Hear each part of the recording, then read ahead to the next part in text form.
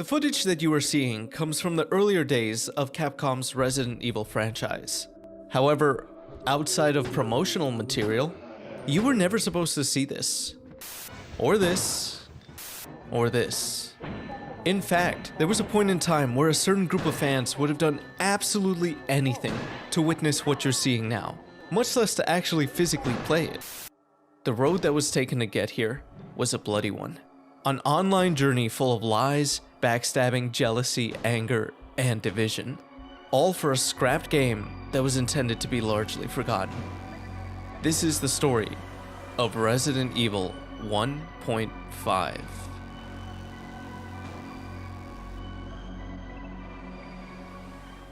In 1996, followed by the success of the first game, Capcom announced that they were working on a Resident Evil sequel with a release date of March of next year. This early version included a lot of stuff that didn't make it to the final game. As we'll find out later, specific details of specific builds will become heavily sought after bits of crucial information to the community. Crumbs that are worth 100 times their weight in gold. The list of differences is exhaustive and could be a video on its own, so I'll just quickly go over the biggest ones. Leon Kennedy was still involved here, but as an existing cop rather than one on their first day when the outbreak occurred. The other playable character was a motorcyclist named Elza Walker, who would later on be replaced by Claire Redfield. There were also other side characters that only stayed in this version, and a few of the now familiar ones had different roles as the story itself was different too. Additionally, there were also more enemies, such as the zombie ape and the man spiders. This all looked very exciting and promising. The world established by the first game was going to be expanded on greatly. Gamers everywhere were filled to the brim with anticipation. But then on February 17th, 1997, a decision was made at Capcom that would have earth-shaking effects on the franchise and its fans. Despite the game being more than halfway done, it was officially delayed. And unbeknownst to the public at the time, it was because they were scrapping the project and starting over. Even though this meant more time and resources, alongside the risk of cancellation, the game's producer, Shinji Mikami, thought this would be the best decision. He was the director for the first game and was now a more hands-off producer for this one for most of its development. Up to this point, he let director Hideki Kamiya lead the team. But Mikami didn't like how it was turning out, how disconnected from his world it seemed. The police station was too clean compared to the Spencer Mansion, and there wasn't much connection to that game in the first place. On top of that, the suspense, story, and characters weren't as strong. This was partially because the separate teams were doing their own things at separate paces, causing different parts to not work well together. Mikami would tell Famitsu magazine that, if I had to compare this to making stew, each ingredient was not bad. We had good vegetables and good meat. At that time, I thought it would be a good stew if I just threw everything into the pot and added a few spices. But after tasting it, I thought, what is this? I knew that even if I let it cook, it would not turn out to be a good stew by a certain time. Mikami's gamble paid off, as Resident Evil would become a massive success, and although he initially planned for this to be the last game in the series, it is still going strong and steady to this day. In fact, it is Capcom's highest selling franchise, with over 150 million copies sold, and is also the highest growing video game horror franchise of all time. Of course, that also brings with it a massive fan base, myself included. By the way, I stream on Twitch every Monday and Friday at 7 PM Central, so if you ever want to talk about the franchise or just want to hang out, that'll be the place. Thanks, looking forward to seeing you over there. Anyway, despite this huge amount of success, there was a group of people out there that couldn't just ignore those initial stew ingredients. Something about that spoke to them. It called to them. Now that we have the initial context for the situation, we can take a closer look at this group of people and the events that unfolded after this version of the game was cancelled. And let me tell you, this was a much bigger rabbit hole than I initially thought it would be. My research for this started when I was writing for my Resident Evil Iceberg video, and from there, I got a better understanding of Resident Evil 2's development process. And that's when I came upon this Eurogamer article by Benjamin Burns, giving me my first glimpse of this story. From there, I was led to this book, The Hunt for Resident Evil 1.5 by Richard Mandel, one of the key figures in this tale. Aside from my own online research, these two are the biggest sources I'll be using for this video, so a huge shout out to them. And even after you watch this, if you still have an appetite for more of an in-depth depiction of these events, the links to these will be down below. Now, unfortunately, so much of this story occurred on websites that no longer exist and are preserved to varying degrees. On top of that, there's a film of secrecy to this, as a good chunk of the behind-the-scenes action is based on individual retellings. As such, the finer details aren't always the clearest, and depending on different accounts, might even contradict each other. But I assure you, I am confident that what I share with you is as close to the truth as possible given these circumstances. So, let's begin with... Prior to the game's development being restarted, Capcom was already promoting it with gameplay footage and screenshots. So since it would be a bit of time before the development teams could put out something worthwhile from this new direction, Capcom would continue to use what they had from the previous project to promote the game. This is because they didn't want rumors of it being cancelled going around. They didn't want devoted fans to worry. They even let journalists who were there at the first delay announcement try out the game. All of this was done to ensure the public that the game's development, albeit rocky, is still going forward. Eventually, when they were further along in development in October of 1997, they had enough to make a copy for test play and debugging purposes. This was the Biohazard 2 Beta 2, and it signaled the end of Resident Evil 1.5 as Capcom had pulled as much as it could from it. This new version is what became important. This is what the sequel is now, and they were ready to share more of it. The following month, Capcom reached out to GameFan, a popular American gaming magazine that had a good reputation for getting high-quality screenshots of upcoming titles. Capcom would send over an advanced copy of Resident Evil 2. One of the writers, Andrew Cockburn, would end up taking a copy of the game home, which was apparently a normal thing for the journalist at the publication to do. However, he did something he'd end up regretting. His magazine had this amazing opportunity to get an exclusive look at this upcoming game, one that has been long anticipated by fans. And that excitement must have gotten to him a little, to the point where he couldn't keep that sort of thing to himself. So he ended up lending that disc to a friend. And whether he knew it or not, this friend was someone who supposedly dabbled in the pirating of games. Cockburn, at the time, by his own admission, was not in the best state of mind. He lived a pretty self-destructive life and was addicted to drugs, and this lapse in judgment would extend to this decision. The magazine issue was published in December with no problem, but in the days following, the Hong Kong black market was filled with copies of an unfinished Resident Evil 2. What Capcom and pretty much every game publisher does when it lends copies of a game is inscribe unique file details on the discs they give out. This is done for this exact scenario, where they get one of these bootleg copies and trace it back to the source. Not long after, Cockburn was awoken by knocks at the door. A US Marshal and a bunch of police officers were at his home, and he was presented with a federal search warrant to take possession of his PC. The GameFan offices were raided, and charges were pressed. Cockburn, of course, lost both his job and his reputation. He became isolated from friends and peers as he had now become radioactive, putting the publication, his colleagues, and to an extent, this side of the industry in jeopardy. Because of him, the Biohazard 2 Beta 2 disc was now out there.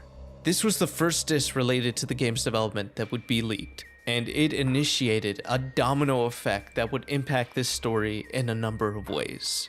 The following month after this incident, Resident Evil 2 was released and became a hit. All of that waiting, that hype, was finally delivered upon, and fans finally got what was promised to them. Well, mostly. The vast majority were ecstatic to be playing this long-awaited sequel, but certain hardcore fans, such as Alzair, a name you're going to become very familiar with, would notice that some things weren't adding up. After playing through it, they realized that certain scenes or aspects of the game were different than how they remembered them being advertised. This was at a time where it would be difficult to try to find old gameplay footage that Capcom had put out. But what these fans did have were magazines. Magazines that indeed did depict a different Resident Evil than what was released. As a result, Alzair and so many others like him went online to try to find answers. And so, like pretty much every treasure story out there, a huge chunk of the journey involves unraveling the mystery. Does this thing even exist? And if so, will it live up to its legend? Is it worth investing your hopes and dreams into? And to what extent will someone go to get it?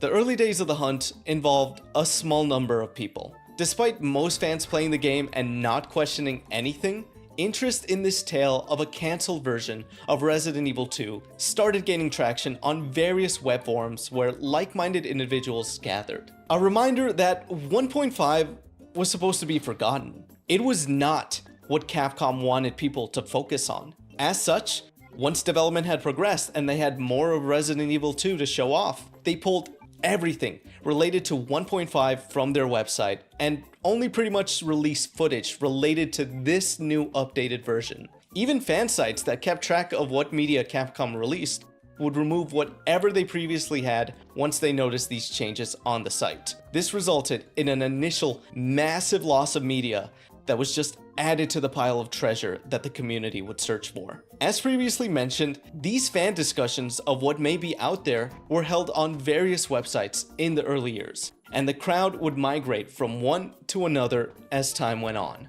Evil Online was the first popular hub dedicated to 1.5. This was where a lot of the leading community members first emerged, as many would go on to become prominent in their own right later. It was also here where a copy of the leaked disc from the GameFan incident was first uploaded for others to download. However, it was quickly taken down so as to not upset Capcom. Biohazard Extreme was another early site, and it was the first to have flash animation, so that really set it apart from the competition as their dynamic layout was a huge appeal. It is also notable because its creator, Reupload, found a clean copy of the demo from the GameFan incident for sale in Italy. This was a big find at the time, as it made the data on that disc more widely available to this initial community. Re-Horror, later renamed Rely on Horror, was one of the more clickbaity of the websites, as it led a very profit-focused approach with tons of ads, tabloid-like headlines, and supposed exclusives. It also got a reputation for being a beacon of drama, which sort of foreshadows what's to come later on. One of its biggest controversies involved the French site Survivor, which is more of an information resource site created by Jérôme Chagnon, who used the alias Wesker. We'll talk more about this site later, but what happened was that a top member of Re-Horror understood a bit of French and would take big chunks of Chagnon's findings and pass it off as their own info. This resulted in Chagnon making his website layout in Photoshop so that the text can't be easily copied and pasted into translators. This was just one of many such incidents, as the founder and admins would consistently get into toxic arguments with others. It got so bad that members of the community have blamed this website as a reason for why Capcom wasn't really involved with Resident Evil fan sites anymore, of which there were now many. Too many to keep track of at the time. And that's where Resites came into play. It was a directory hub, one that led to a bunch of other sites that held 1.5 content. And then there's White Umbrella and BioFlames. White Umbrella was one of the more expansive sites, as it had forums where valuable pieces of 1.5 media were kept secured, where users could download files, and it even had a dedicated FTP server for those downloads. It was a wiki-like site for all things Resident Evil, and it was where most of the community would go once other sites died. BioFlames took the best aspects of others and put them together, also drawing in a huge chunk of the community as other sites dwindled. It earned legitimacy and respect for the consistent information and discussions that were held there, and for hosting a ton of 1.5 material. We'll focus more on these two sites soon enough, but let's go back to the hunt itself. Fans were able to eventually figure out that in late 1996, Capcom of Japan sent Capcom USA a copy of Resident Evil 1.5. It was obviously unfinished, with a lot missing and only 17 out of 41 rooms being playable, but it was just needed for promotional purposes. These copies would become appropriately known as the 40% builds, or the raw builds. But once Capcom decided to restart development, these weren't really useful anymore, especially after the Resident Evil 2 demo was received. It's not known what exactly happened to the copies of the 40% builds, but in one way or another, the ones that weren't trashed were likely held onto by employees, and they probably gave those copies to very close friends. Either way, what ended up happening was that very few video game collectors would get their hands on these copies. They would hold onto them privately, not just for their rarity, but also because they feared retribution from Capcom. If their copy was leaked and could somehow be traced back to them, well, you already know what happened with the GameFan incident. This level of secrecy made it much more difficult for the community to get their hands on one of these copies. But they were in fact out there, and rumors about these collectors were spreading all around the forums. Someone named Edponge would repeat a story over the years about how he had been close to a leaked copy of 1.5. Around the turn of the century, they were scouting for ISO copies of PlayStation games to burn onto discs. That's when he noticed that some people had prototypes of games for trade. Curious, he asked around if anyone had a copy of Resident Evil 1.5. Two prominent members reached out to him to share that they traded a lot for one from someone else there. They didn't trade it with Edponge, but they gave him the user's email address. He contacted them, and for proof, the user sent in pictures of the game being played in their living room. However, they had no interest in trading the game, and seemed to more so just want to gloat that they had a copy and Edponge didn't. Over the next 2 months, Edponge repeatedly asked the original two users for trade, but they eventually ghosted him. He wasn't really in the 1.5 scene around these early days, but he was in gaming communities and had rare collector contacts. As such, he garnered a reputation to the point where all of the big 1.5 community members trusted him and his story. It lined up with a lot of things they've heard about these collectors. Don't worry, we have a lot to talk about concerning them later. Something else the community figured out was the construction of the demo video that Capcom USA showed off at the 1997 E3 convention. It was put together through multiple different means. It had gameplay from their copy of the 40% build, and footage that Capcom of Japan sent them of what appeared to be a more advanced version of 1.5. This turned out to be the final build, the furthest the game got before being scrapped. Although the percentage is debated, an estimated 80% of the game was finished, and this version was thus dubbed the 80% build. Additionally, they also used footage sent to them from Japan of the Biohazard 2 Beta 1, as development in this newer direction was progressing more at that point. Initially, from what the community gathered, it led to speculation of a hybrid version of the game. This wasn't the case for this video, but there did in fact exist a hybrid version. It never left its home Japanese office and was strictly used for development purposes. It itself would change as development went on, turning into the Biohazard 2 Trial Edition with all the 1.5 data being hidden away. Yet, for some reason, the American demo version doesn't have the concealed 1.5 data at all. It was completely removed, with that data being deleted entirely and replaced. It's inconsistencies like this that have added difficulty to the hunt. Another example is the April 1998 issue of Next Level magazine that showed a closer look at Resident Evil 2's development. It had images from the 1.5 final build, including never-before-seen ones. Most notably, Chief Irons is shown hurt and with gray hair instead of brown. This caused a huge discussion online, as some fans thought that the hair was a result of a misprint. But the fact that these images existed and were printed after the release of Resident Evil 2 proved that a build of 1.5 was still kept by Capcom. It also proved that they weren't as closed off to letting people know about the development process.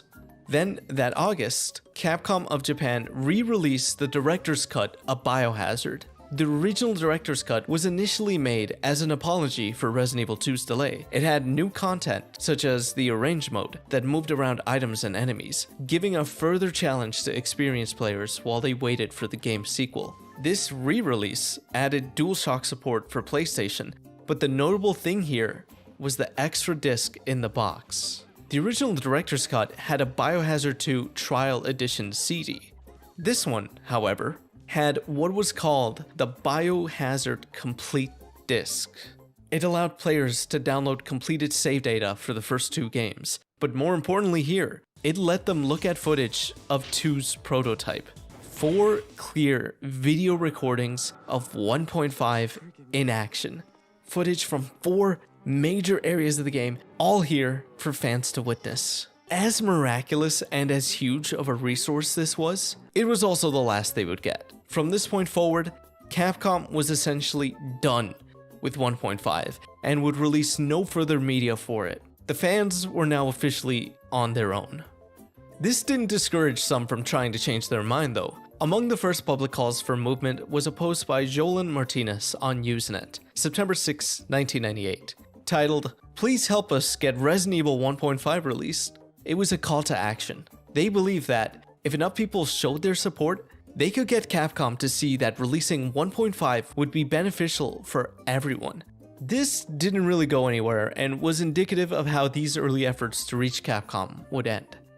The community was desperate for information, and thus there would be those who tried to prey on that desperation for their own purposes, whether it be for attention or just to get a rise out of people. The first 1.5 hoax was when Usenet user Road Steel Rickles claimed to have bought a pirated copy of the game.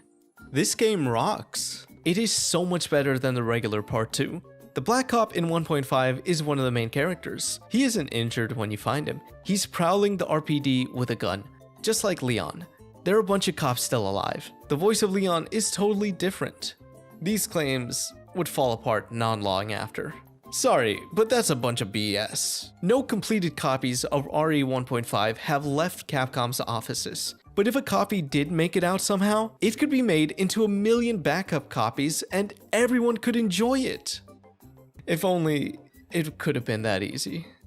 This was the first of many hoaxes that the 1.5 scene would have to deal with. There were also others who tried to be more convincing, trying to use the community's hopes against them to get a nice payday out of them, essentially scamming them. The first case of fraud came in January 1999, when the moderators of the Resident Evil fan site, The Right Game, were contacted by someone claiming to be from Japan. They supposedly had a version of Biohazard 2 Beta 1. Attached to their message were 3 gameplay clips from this build. Each was grainy, low quality, and short. The moderators would then ask a few clarifying questions about the game, but this seller would get guarded and sketchy, as if they didn't expect any pushback and just wanted to make the exchange as fast as possible. The moderators didn't end up trusting them, and the deal went nowhere. Fortunately, there were some high points around this time, rays of sunshine that energized the scene. Jerome Chagnon of Survivor was watching TV on the Tekken Games channel when he saw what was unmistakable 1.5 footage. Alongside it was early Resident Evil 2 gameplay, even older than Biohazard 2 Beta 2. He started recording right away and fortunately got most of the segment. What he had captured turned out to be a rebroadcast of the 1997 E3 Resident Evil 2 promo, the one that we discussed earlier.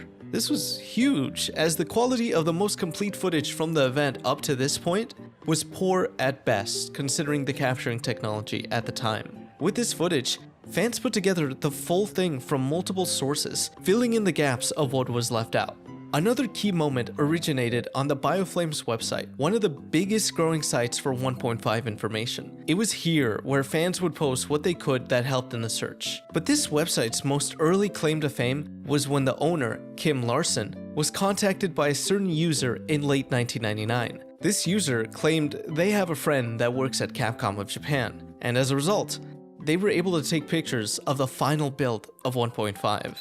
These 138 pictures became the In Flames collection, legitimate cell phone camera pictures of the game. This was at a time when cell phone cameras were relatively new, so these pictures were recent, and they provided a lot of unique context and clues for what was previously unknown. It was an absolute goldmine, and Larson would ask if there was more that could be shared. However, the user stated that they no longer had contact with their Capcom friend. This is probably because that friend likely broke a Capcom privacy agreement, such as an NDA, by allowing their buddy to take those pictures. This infringed on Capcom's property rights and could potentially have led to their firing or a lawsuit. Either way, these pictures were out there, and the community analyzed every single pixel. They contained valuable information about brand new areas, such as most of the RPD's second floor, something that really only exists publicly in these photos, as more media of these sections have yet to be found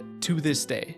But before he released all of this, Kim Larson got some advice from someone that was rising to prominence among the Bioflames and 1.5 community as a whole, Alzair. He was a very important player as he had a bunch of useful connections that would help in the hunt.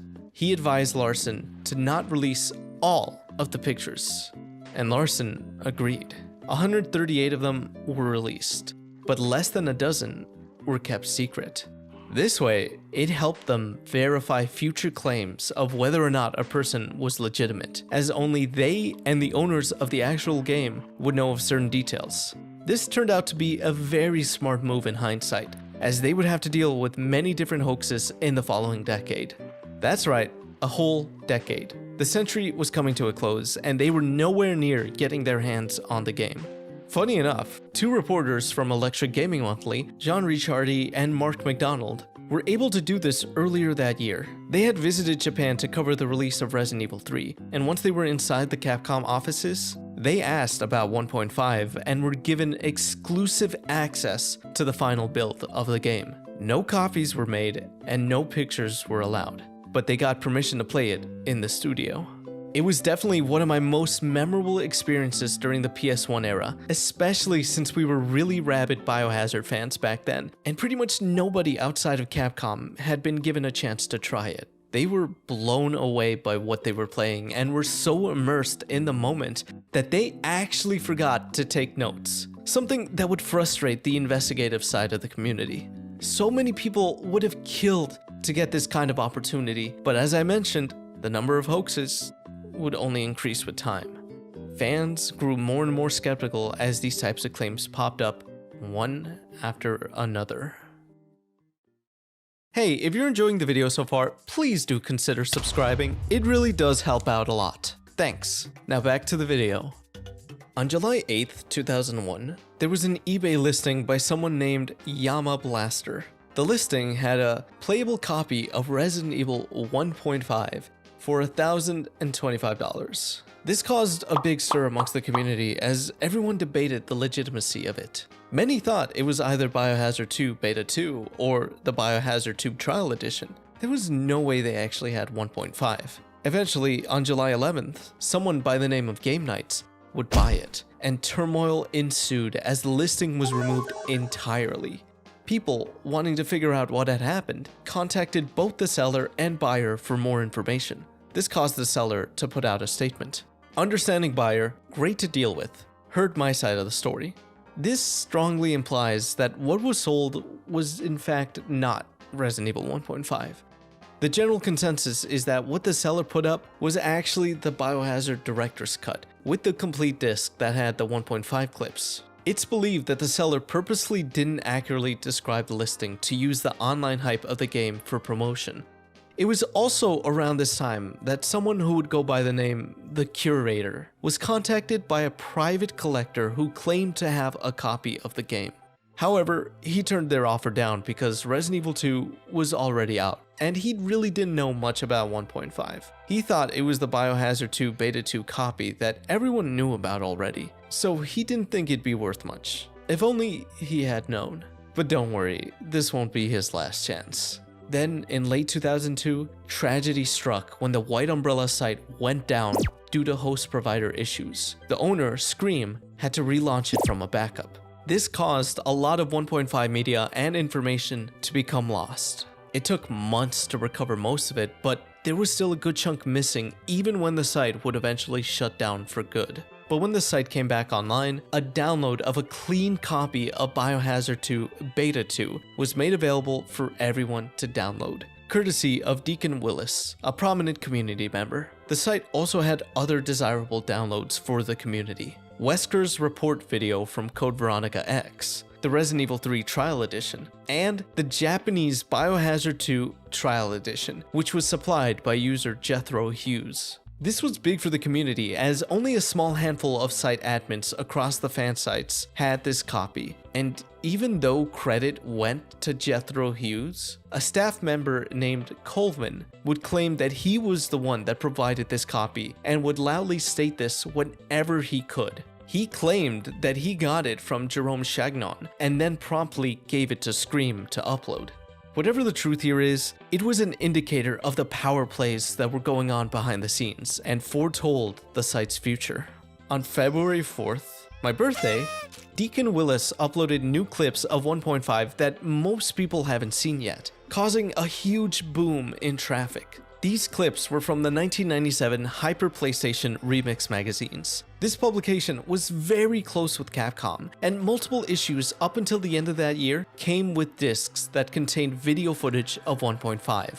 A new hunt for these discs began to get the cleanest, highest quality videos possible. They became vital to understanding the world of 1.5. As before this, a lot of those sections were only seen in low quality camera footage or short glimpses from Capcom promos. The most important was the Leon in the Tunnel video, as it had previously not been seen before and was key to providing context in terms of the environment and gameplay here, since it was from the final version of the game. Then, on July 14th, Jerome Chagnon got a copy of the March 1997 issue of Famitsu magazine, the one where Resident Evil 2 was announced to be delayed. This contained coverage of the press conference and some pictures of journalists playing the demo. These pictures had what is pretty much the only official look at the inside of RPD's second floor elevator hallway. As excited as everyone was for these past 3 public discoveries, they would unfortunately be the last significant ones they would get for a long time. It was during these times that, with no new news, the scene started turning against each other, taking out their frustrations of the halted hunt progress on their peers. People didn't always share perspectives, and during this period where there was almost nothing else to do, it was easy for people to get upset with each other across multiple sites. There was even infighting amongst administrators as well. Despite White Umbrella's success, it wasn't without its problems. The website was founded by a Resident Evil fan named Scream, who was smart and effective in his own right. He had extracted backgrounds from Resident Evil 3 at a time when people didn't really know how to do that. Behind the scenes though, Scream conducted amongst his staff what can be best described as a toxic work environment. This was because everything was a competition for him, and he spread that to those underneath him. It was an elitist organization in every sense of the word, as they even had a diagram called the Hierarchy of Power that organized all of the staff members. Among them was Colvin, the youngest member of the team.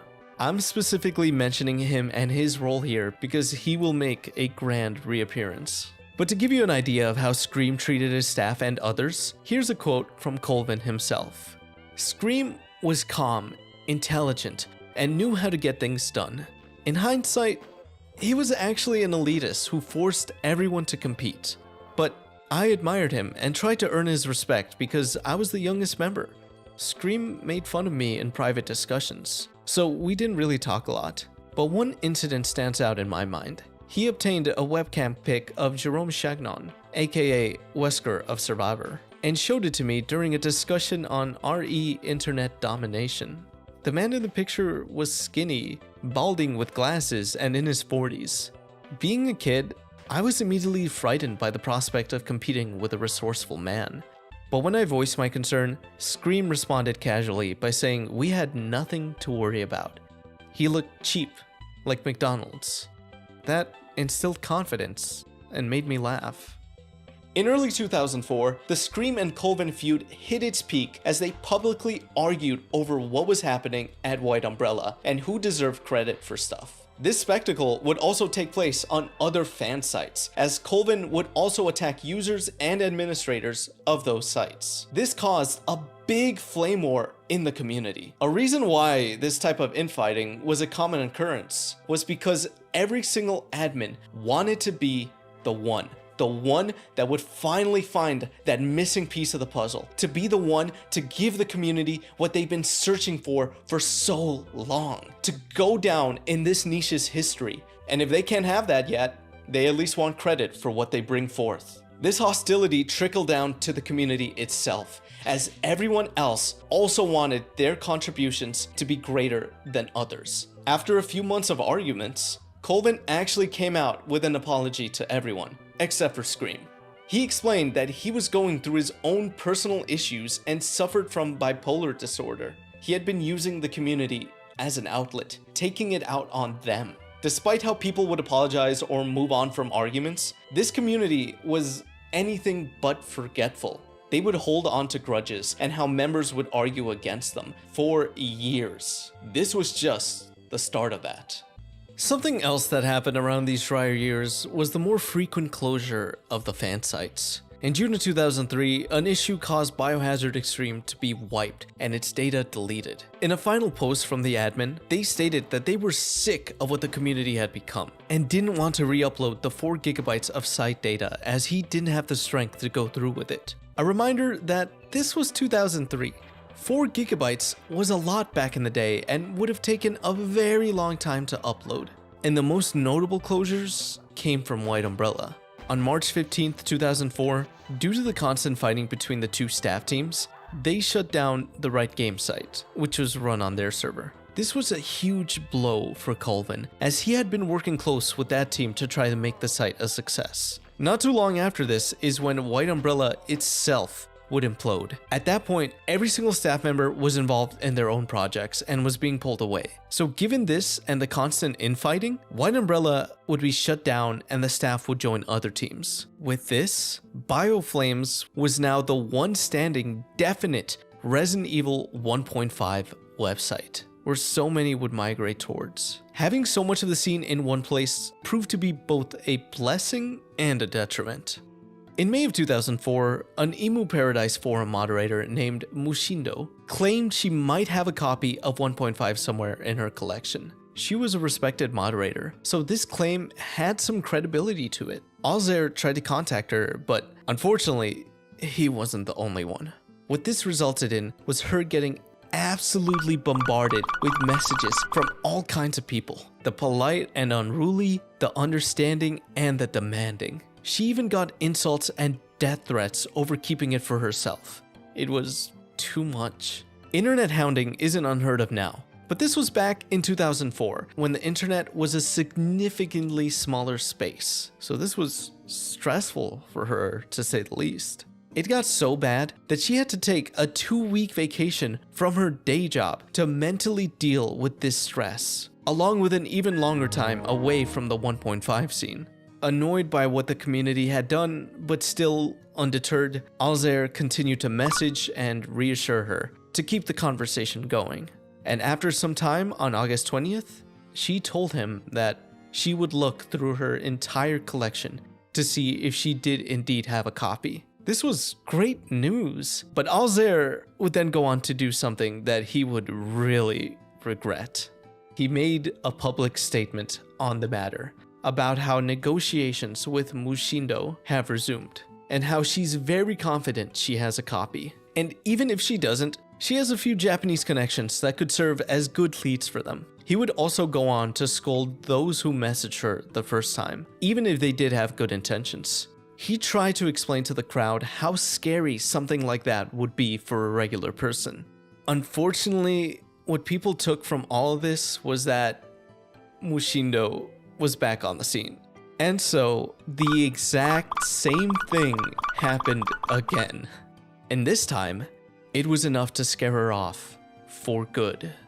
After a few days, she would stop responding to Alzair and would then leave her own forum and disappear from the internet, never to be heard from under that identity again.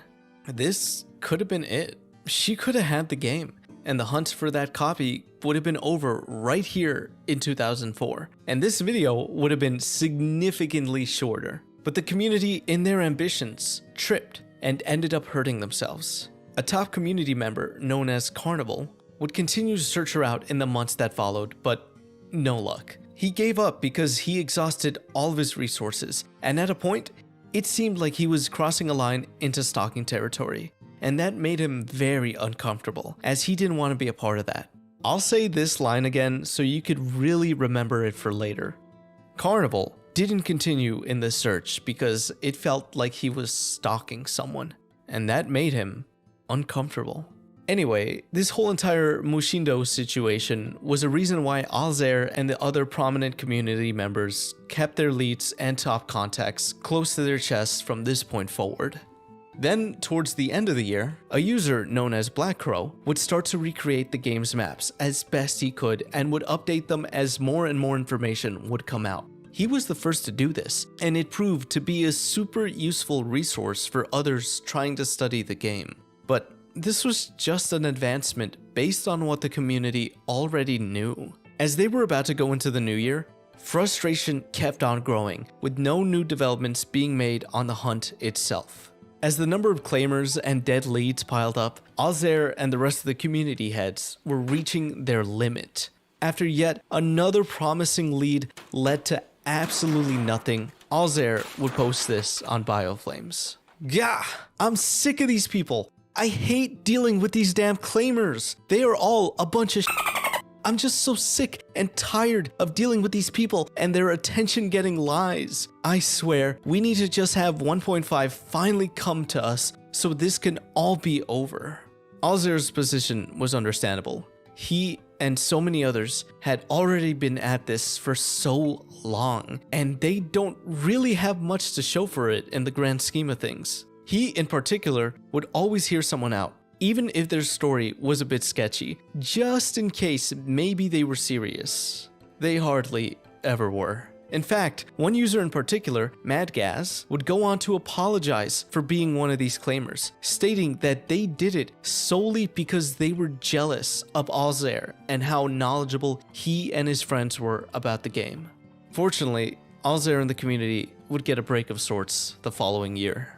On May 29, 2005, a user known as Sardelchka posted pictures on Bioflames of what seemed to be Resident Evil 1.5 running on a PlayStation. Before things got out of hand, Alzair made a post to remind everyone of the last time the community messed up and let something like this slip away. So he warned them not to message the user and let him talk to them. Everyone actually complied this time. These images turned out to be from the Biohazard 2 Trial Edition. This version was already known about, and there were tons of copies out there. However, unbeknownst to the community, this version had extra 1.5 files on them, but they were previously inaccessible. Sardelchka had figured out a way to extract that data. Factory Site A and B were the only rooms missing, which was because that data was saved over when the game was updated. It was unfortunately overwritten and lost. There was a lot more too. A 7th debugging stage, swapped out rooms, extra rooms, and the lab P1 West hallway was almost perfectly preserved. According to Alzair, those files generated a lot of hype. We had guys recreating backgrounds and people getting excited. It was just a really good time to be involved in the search. This was absolutely amazing, as fans could now actually go through these fabled rooms themselves on their own hardware. But these rooms were still largely empty. Despite how big of a find this all was, there was still a lot of the game left. These were clues, but a lot of guesswork was still needed to get closer to that final picture. All of this info was data and images. Nothing about the puzzles, story, dialogue, item drops, or enemies. This led to an uncomfortable thought amongst some members of the community. Maybe Resident Evil 1.5 was truly lost, as this example showed how the development team would save over 1.5 data with newer Resident Evil 2 data. Maybe this will be the case in any other future finds, if there are any. So maybe, what if they shifted their focus instead to recreating the game itself as best they could? This was a seed of an idea that was planted here in the community. A year later, on November 29, 2006, Alzair got a tip from a trusted associate named Random Wab that confirmed that there's at least one genuine copy of Resident Evil 1.5 out there. But RandomWab didn't post this info on BioFlames. He instead posted it on Junker HQ, a much smaller site away from the eyes of most of the fanbase. The 1.5 community know of only a few betas, all of which are not for sale under any circumstances. If those betas were to find themselves to the public, the original beta testers could find themselves in a lot of trouble with Capcom. Each beta Capcom issue has, to my knowledge, a small file which contains certain code that Capcom can use to see who was the beta tester. Capcom used this with the beta tester who leaked the early build of the final Resident Evil 2, and that guy almost got put behind bars due to the agreement he signed with Capcom. Until those agreements run out, we will not see a rip of betas. Now, the betas exist, however, the people who own them either won't risk releasing them or they are within private collector hands. This is true of the 3 known copies of 1.5. 2 are in private collector circles, and 1 is still with the ex-Capcom employee. This was already rumored, but it supported a tip that Alzer previously got from another source, Le Collectionneur, the chief administrator of Biohazard France. They told Alzer about how they were 99% sure that Capcom USA had at one point a copy of the game, according to his in-depth research of Capcom Europe and the European Resident Evil 2 license holder, Virgin Mastertronic. So to Alzer and his buddies, they knew something that the rest of the community did not. The Resident Evil 1.5 discs are definitely real, and they're out there. It's now up to them to keep this information secret and safe so that they can attain it. As for the community itself at that point, they were getting tired. After many years of discouragements and almost zero developments since the 2005 Sardelchka findings, morale was weak. Many believed they weren't going to get any progress and that everything they had at that point was the best they were going to get. They wanted an update, something new, something exciting, no matter what it was or where it came from. And so the monkey's paw curled, and in August of 2007, an estate sale was held for someone who had recently passed away. We don't know where it was held, but it was local, so there was no online listings on eBay or anywhere else, as the promotion for it was likely only in regional newspapers. On top of that, this was an in-house auction that someone would have to physically be in to bid. But what was so special about this auction was that it was for the estate of a former Capcom employee, and amongst their possessions were developer assets, including a copy of Resident Evil 1.5.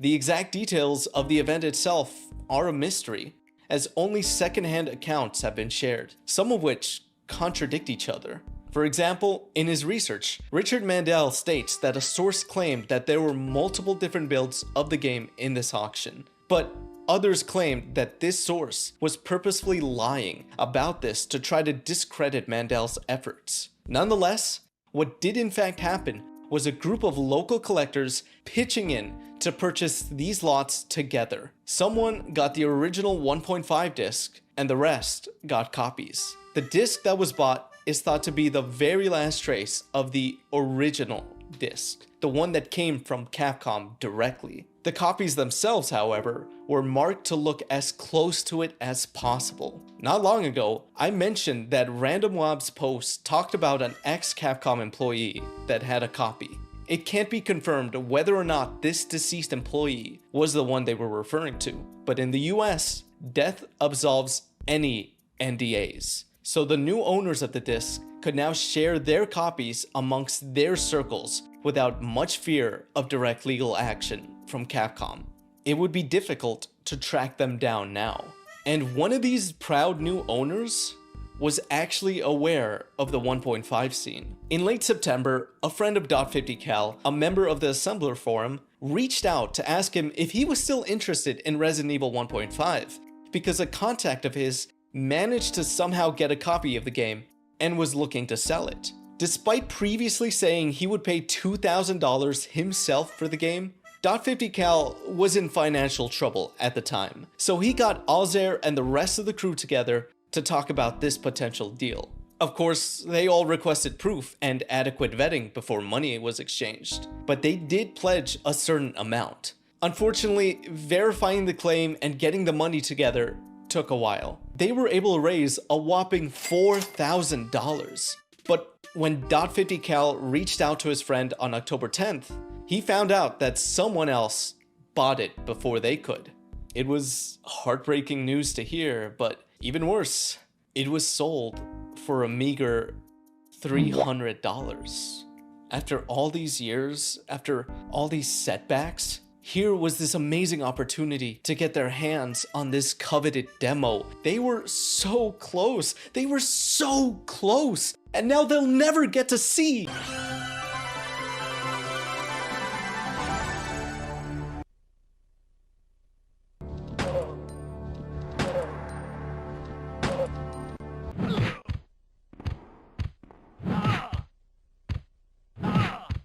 A few days before the team got this unfortunate news, on October 4th, the PlayStation Museum website uploaded never-before-seen looks at 1.5.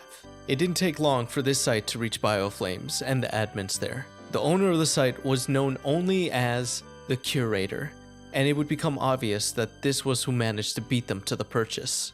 The crew set forth on a plan where Alzair and Carnivol would make contact with the Curator to discuss the game. This also came with a warning to the BioFlames community to once again let them handle things. Talks were good at first, as the Curator agreed to meet with them, and he even shared game files to prove the legitimacy of his copy. They asked questions, and so did he, as they helped him with the debug menu and with translations. Later in the month, the Curator would then tease something on his site, that something big was going to happen on Halloween. This caused a lot of excitement in the community, as many hoped that this big surprise was going to be a downloadable copy of the game.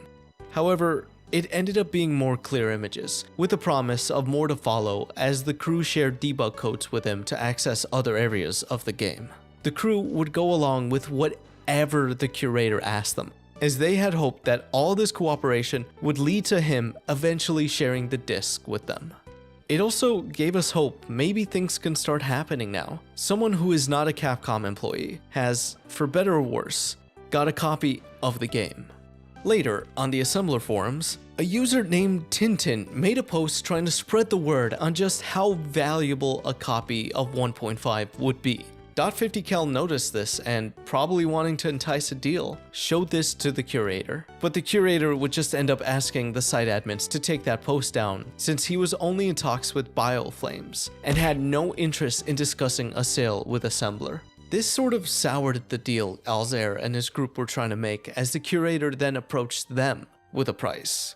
A non-negotiable $10,000. It was too much, so the crew had no other option but to walk away.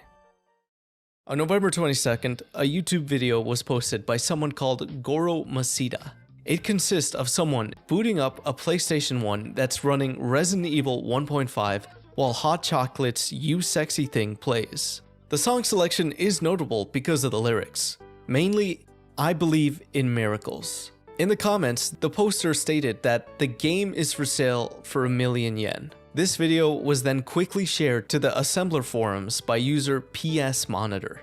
.50cal was quick to realize what was actually going on. PS Monitor was the Curator. $1,000,000 yen at the time was $10,000 US, the offer that the Curator made.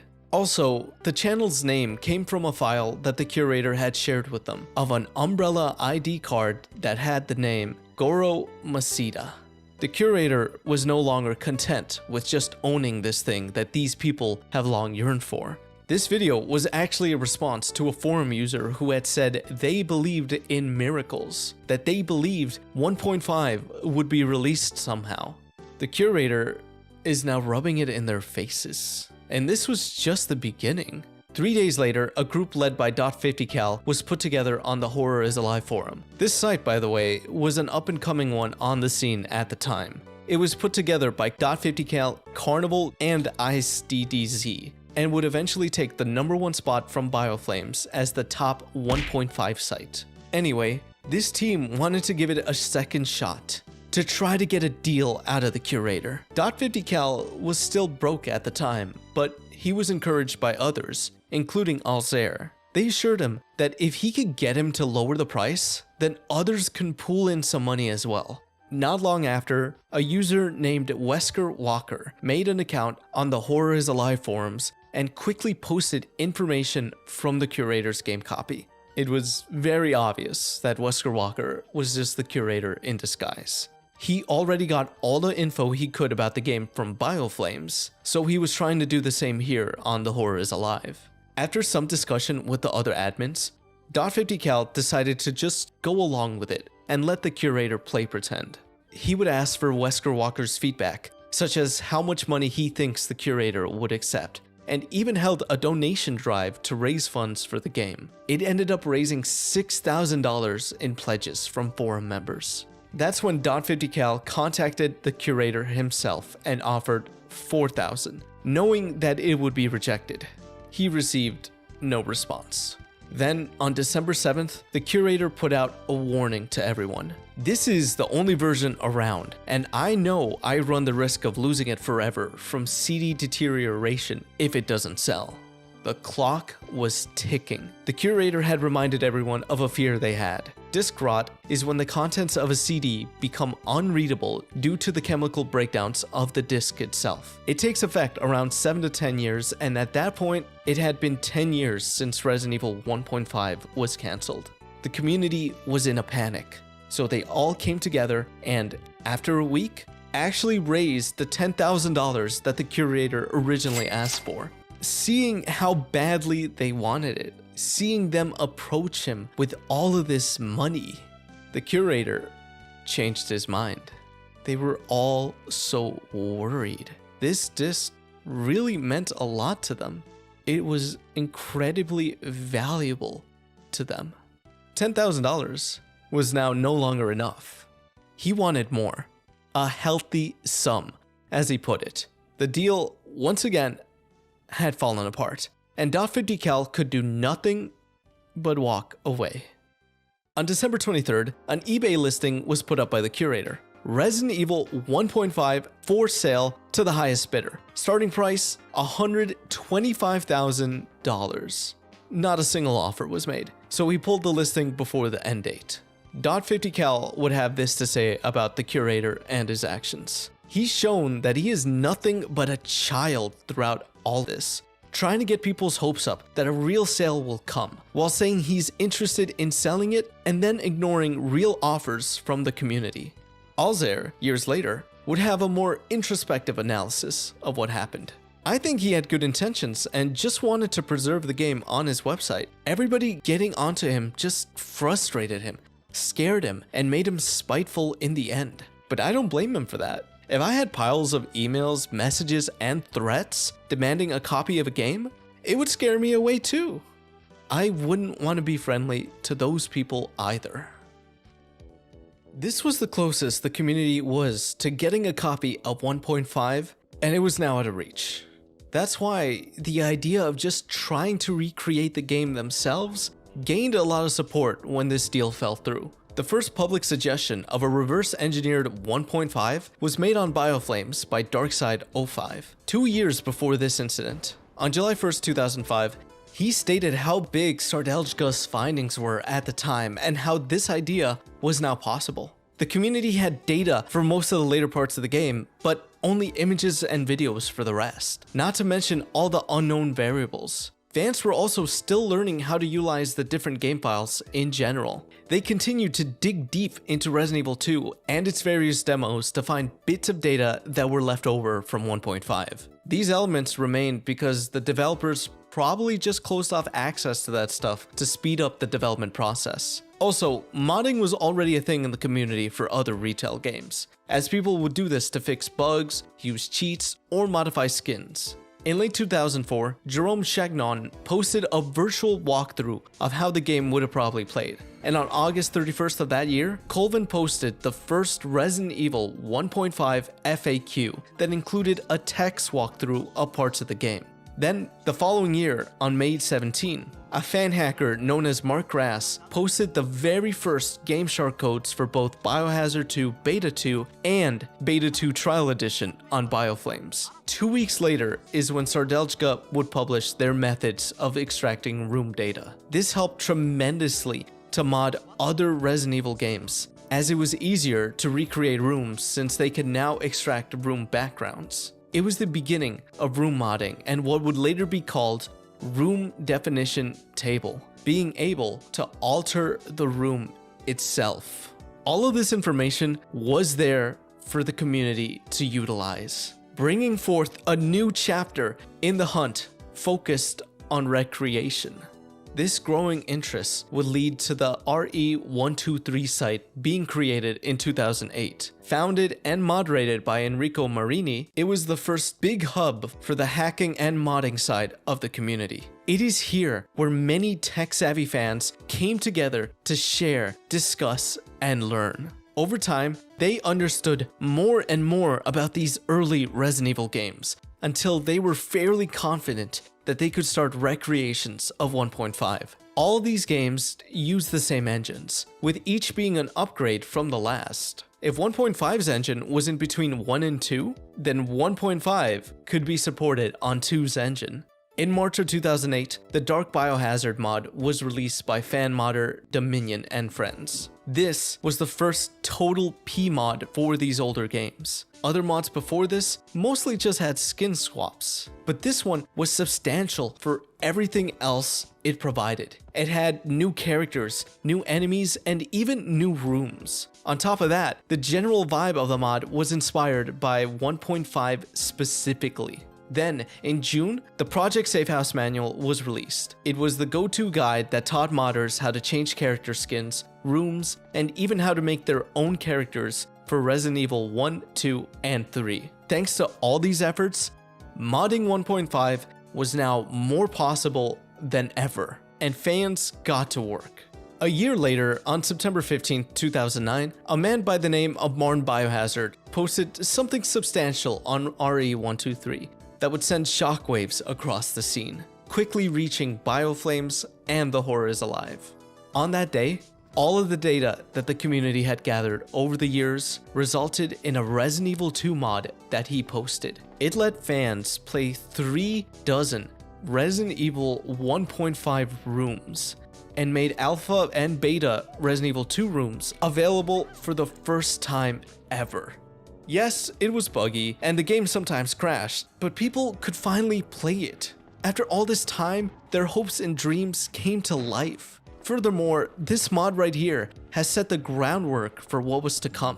On September 9th, 2009, Enrico Marini created a new Elsa Walker skin that was of greater quality than the one everyone was using. The 2001 skin created by Dominion. Resident Evil 2 Claire was the base, but the rest was original to what Elsa would have looked like. There was also the work of C2 Kyo, the best Resident Evil background artist in the scene, who perfectly captured the vibe of the early game's backgrounds. Having previously worked on the cancelled Dark Biohazard mod, he had been busy with his own project. And on March 29, 2010, he posted the first of a series of recreated 1.5 backgrounds. Both this skin and these backgrounds caught the attention of Marn Biohazard, and he was able to get permission from them to implement these into his mod, giving fans a more authentic feeling of what the original thing would have been like. Then, on April 11th, a community fan hacker named Kiji Dragon rediscovered a bunch of character dialogue from 1.5. This was first put out there in the year 2000 on Survivor, but many people had either forgotten or missed this since the site at the time was only in French. Kiji Dragon also managed to retrieve a bunch of zombie noises. These, of course, were quickly integrated into people's projects. The modding scene was a buzz during these years, and that let the 1.5 community have something to focus on while there were still no significant breakthroughs on the hunt for the actual game. By now, 1.5 became not so niche amongst online communities as a whole. A lot of people knew about it, and that meant that more malicious people would mess with the community by claiming to have the game, or that they know a guy who knows a guy who knows a guy. Some of these claimers were also believed to be the curator, still up to his old antics. On November 19th, 2010, someone new on the assembler forums claimed to have a copy and wanted to sell it for $3,000. No lower, no bargain, no trades. Price is final. Anyone interested had to contact him by email within 3 days. But before that time, they would claim that the game was sold after the site moderators took down his post for breaking the rules. Then, on the 2nd of June 2011, an eBay Australia seller named Samcro put up a listing of what they claimed to be a copy of the game, alongside the Biohazard Director's Cut, with a starting bid of $50 Australian. The disc had preview of the Biohazard sequel proposed by Capcom, written in big Japanese lettering. The description also stated that the disc was broken and couldn't be played anymore. People tried to reach out to the seller to help them attempt to retrieve the information on the disc, or even to help fix it. The seller, however, repeatedly pushed back by stating it had hardware issues. They supposedly got the game on trademe.co.nz in 2003, and it stopped working in 2005. Everyone was skeptical of this, but the price did raise to $150 from bids, and that's when the seller posted screenshots from their copy. Kiji Dragon was quick to share that the picture was actually a screenshot from the curator's Goro Masita video. The listing would then go down before the final day of the auction, but Sam Crow stated that this was only because the discs had been sold. If all these instances were in fact the curator, then it goes in line with the lingering animosity he was feeling towards the 1.5 community at the time. In the year prior, September 16th, 2009, due to the constant harassment he was still getting, the curator removed the 1.5 footage from his YouTube channel. Others were, of course, quick to re-upload that footage. Something else that happened on that day was that a new user named Bzork would join the Horror is Alive forum and, for the next 3 years, would not say a single thing and just lurk there on the site. We'll get back to that name later when the time comes, but during this time period, the curator was getting desperate for money. He put up an eBay listing in the summer of 2011 for one of his valued collectibles, the first DTL H505 PlayStation Dev Kit, all accessories included, with a starting price of $35,000. However, it was not as valuable as he thought it would be. No one bid for it. Then, on September 4th, the curator posted a video with brand new 1.5 footage to celebrate the franchise's 15th anniversary. When asked about the footage, he stated that the video was from 2007 and that he didn't have the original disc anymore. The community's fears have come true, as this was implied to be because of disc rot. All he had now was a backup ISO image on his drive. To Alzair and the gang, the curator's recent moves implied that he's gotten desperate enough to get back into conversations. Sometime between September and October, Alzair and the Inner Circle contacted the curator, but despite his desperation, he was still on his $10,000 asking price. That, of course, didn't sit well with them, as they now had much more leverage on him. They could afford to wait him out. He seemingly couldn't. They told him about their other sources and how this copy isn't as unique as he thought it was, and that if he can't come up with a good offer, they'll just leave again, and he won't get another chance. So finally, after some back and forth, the curator relented and dropped the price. The exact number isn't known, but it's said to be either $8,000 or over $9,000. Whatever number they agreed on, the group went back and pooled their money together, with one member even putting in $6,000 themselves. They sent the money over to the curator, and that was that. A few weeks later, a package arrived at Alzair's home, a CDR containing a copy of the 40% build of Resident Evil 1.5. He invited some community friends over to experience this with him. He put the disc in his modded PlayStation and there it was. This thing he and others have been searching for so long. He's moving around, going room to room, fighting off zombies, accessing the map and menus. It was all real. It was real. Resident Evil 5 was finally attained. This saga, going back over a decade, is finally over. Alzair and the top members of the scene finally have the game. The community finally has the...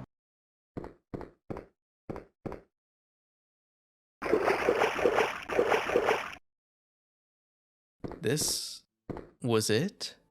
Despite how much they poured into the hunt, after all these years, the game was kind of sort of a major letdown. They expected it to be broken, but not to the extent that it actually was. A lot of content they were hoping for was not there. The engine itself was also busted, so the game didn't behave as it should have.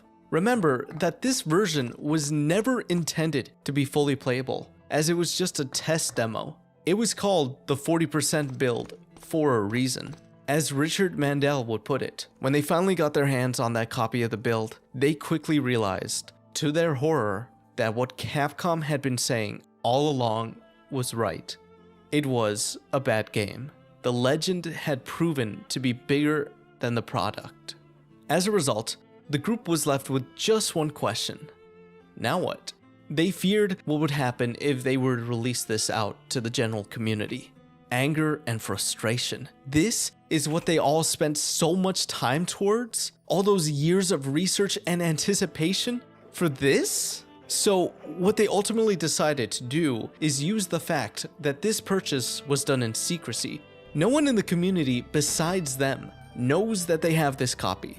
So what if they tried to fix the game themselves and then released it? With all the info they had on what the game was intended to be, they were confident that they could flesh it out so that it would be a better experience for the fans. And thus, Team IGAS was officially formed. Named after the line from the original game, I Got a Shotgun. I got a shotgun. At its start, it was led by Alzair and Carnivol, and they set out to gather new members for this project. Carnivol, while trying to maintain another level of secrecy, would recruit people under the name B. Zork. The team wanted to get famed background artist C2 Kyo involved, but they had left the scene at that point. Their next option was Dark Savior DXP, who had been trying to recreate Lost 1.5 background art since the mid-2000s. There was an issue with this pick though. DXP was a modder that spent a lot of time on the RE123 website. This meant that, despite his skills, the team couldn't trust him. They were under the belief that everyone at RE123 was the type of person who couldn't keep secrets, as they would want to share what they had with that side of the community, either for glory or just to have that work out there in the public. They would have been too eager to share their knowledge, so the team had pretty much closed off that entire group of people from the project. They ended up going with another talented background artist that was more to their taste, Sonic Blue, who would work exclusively for the team and the project. Given how tight-lipped the team was, the true number of members at any given time was a mystery. Additionally, there was another reason why the team decided to hold off on a release. They wanted to keep on pursuing leads to acquire data from other builds of the game, ones that were more advanced. At this point, there were 5 to 7 other different versions rumored to be out there. This way, that data could be utilized for a good use, putting together those missing pieces of the game. To do this though, discretion was of the utmost priority. If they were to put the game out there in its current state, the value of those other builds that collectors had would tank. Because they kept the whole project a secret, they would demonstrate to those collectors that they're trustworthy. As for Alzair himself, he stated that he would have personally been happy to just do a grand reveal and release the game to the public. But some of the other members of the team, particularly the ones who have put the most money in, had other ideas. They wanted to create something better than what we had, and I was happy for that to happen. This would have been the ideal scenario for the team. They work on it in secret, make it actually playable, and then reveal it to the fans that greet it with grand applause and praise. However, that plan would not pan out that well, given that it didn't take long for that veil of secrecy to be proven incredibly thin. Once again, the only people that knew they had the 1.5 disc were those top community members. These members then did something that is quite poetic considering how all of this started. If you were, for instance, one of their friends, they might want to brag about the fact that they have this. They tell you about it, and maybe you would ask if you could have a copy, and maybe, just maybe, they send it over to you. No problem. Just like that. These friendship copies of the game were given out to only those close to the higher ranks. No one lower.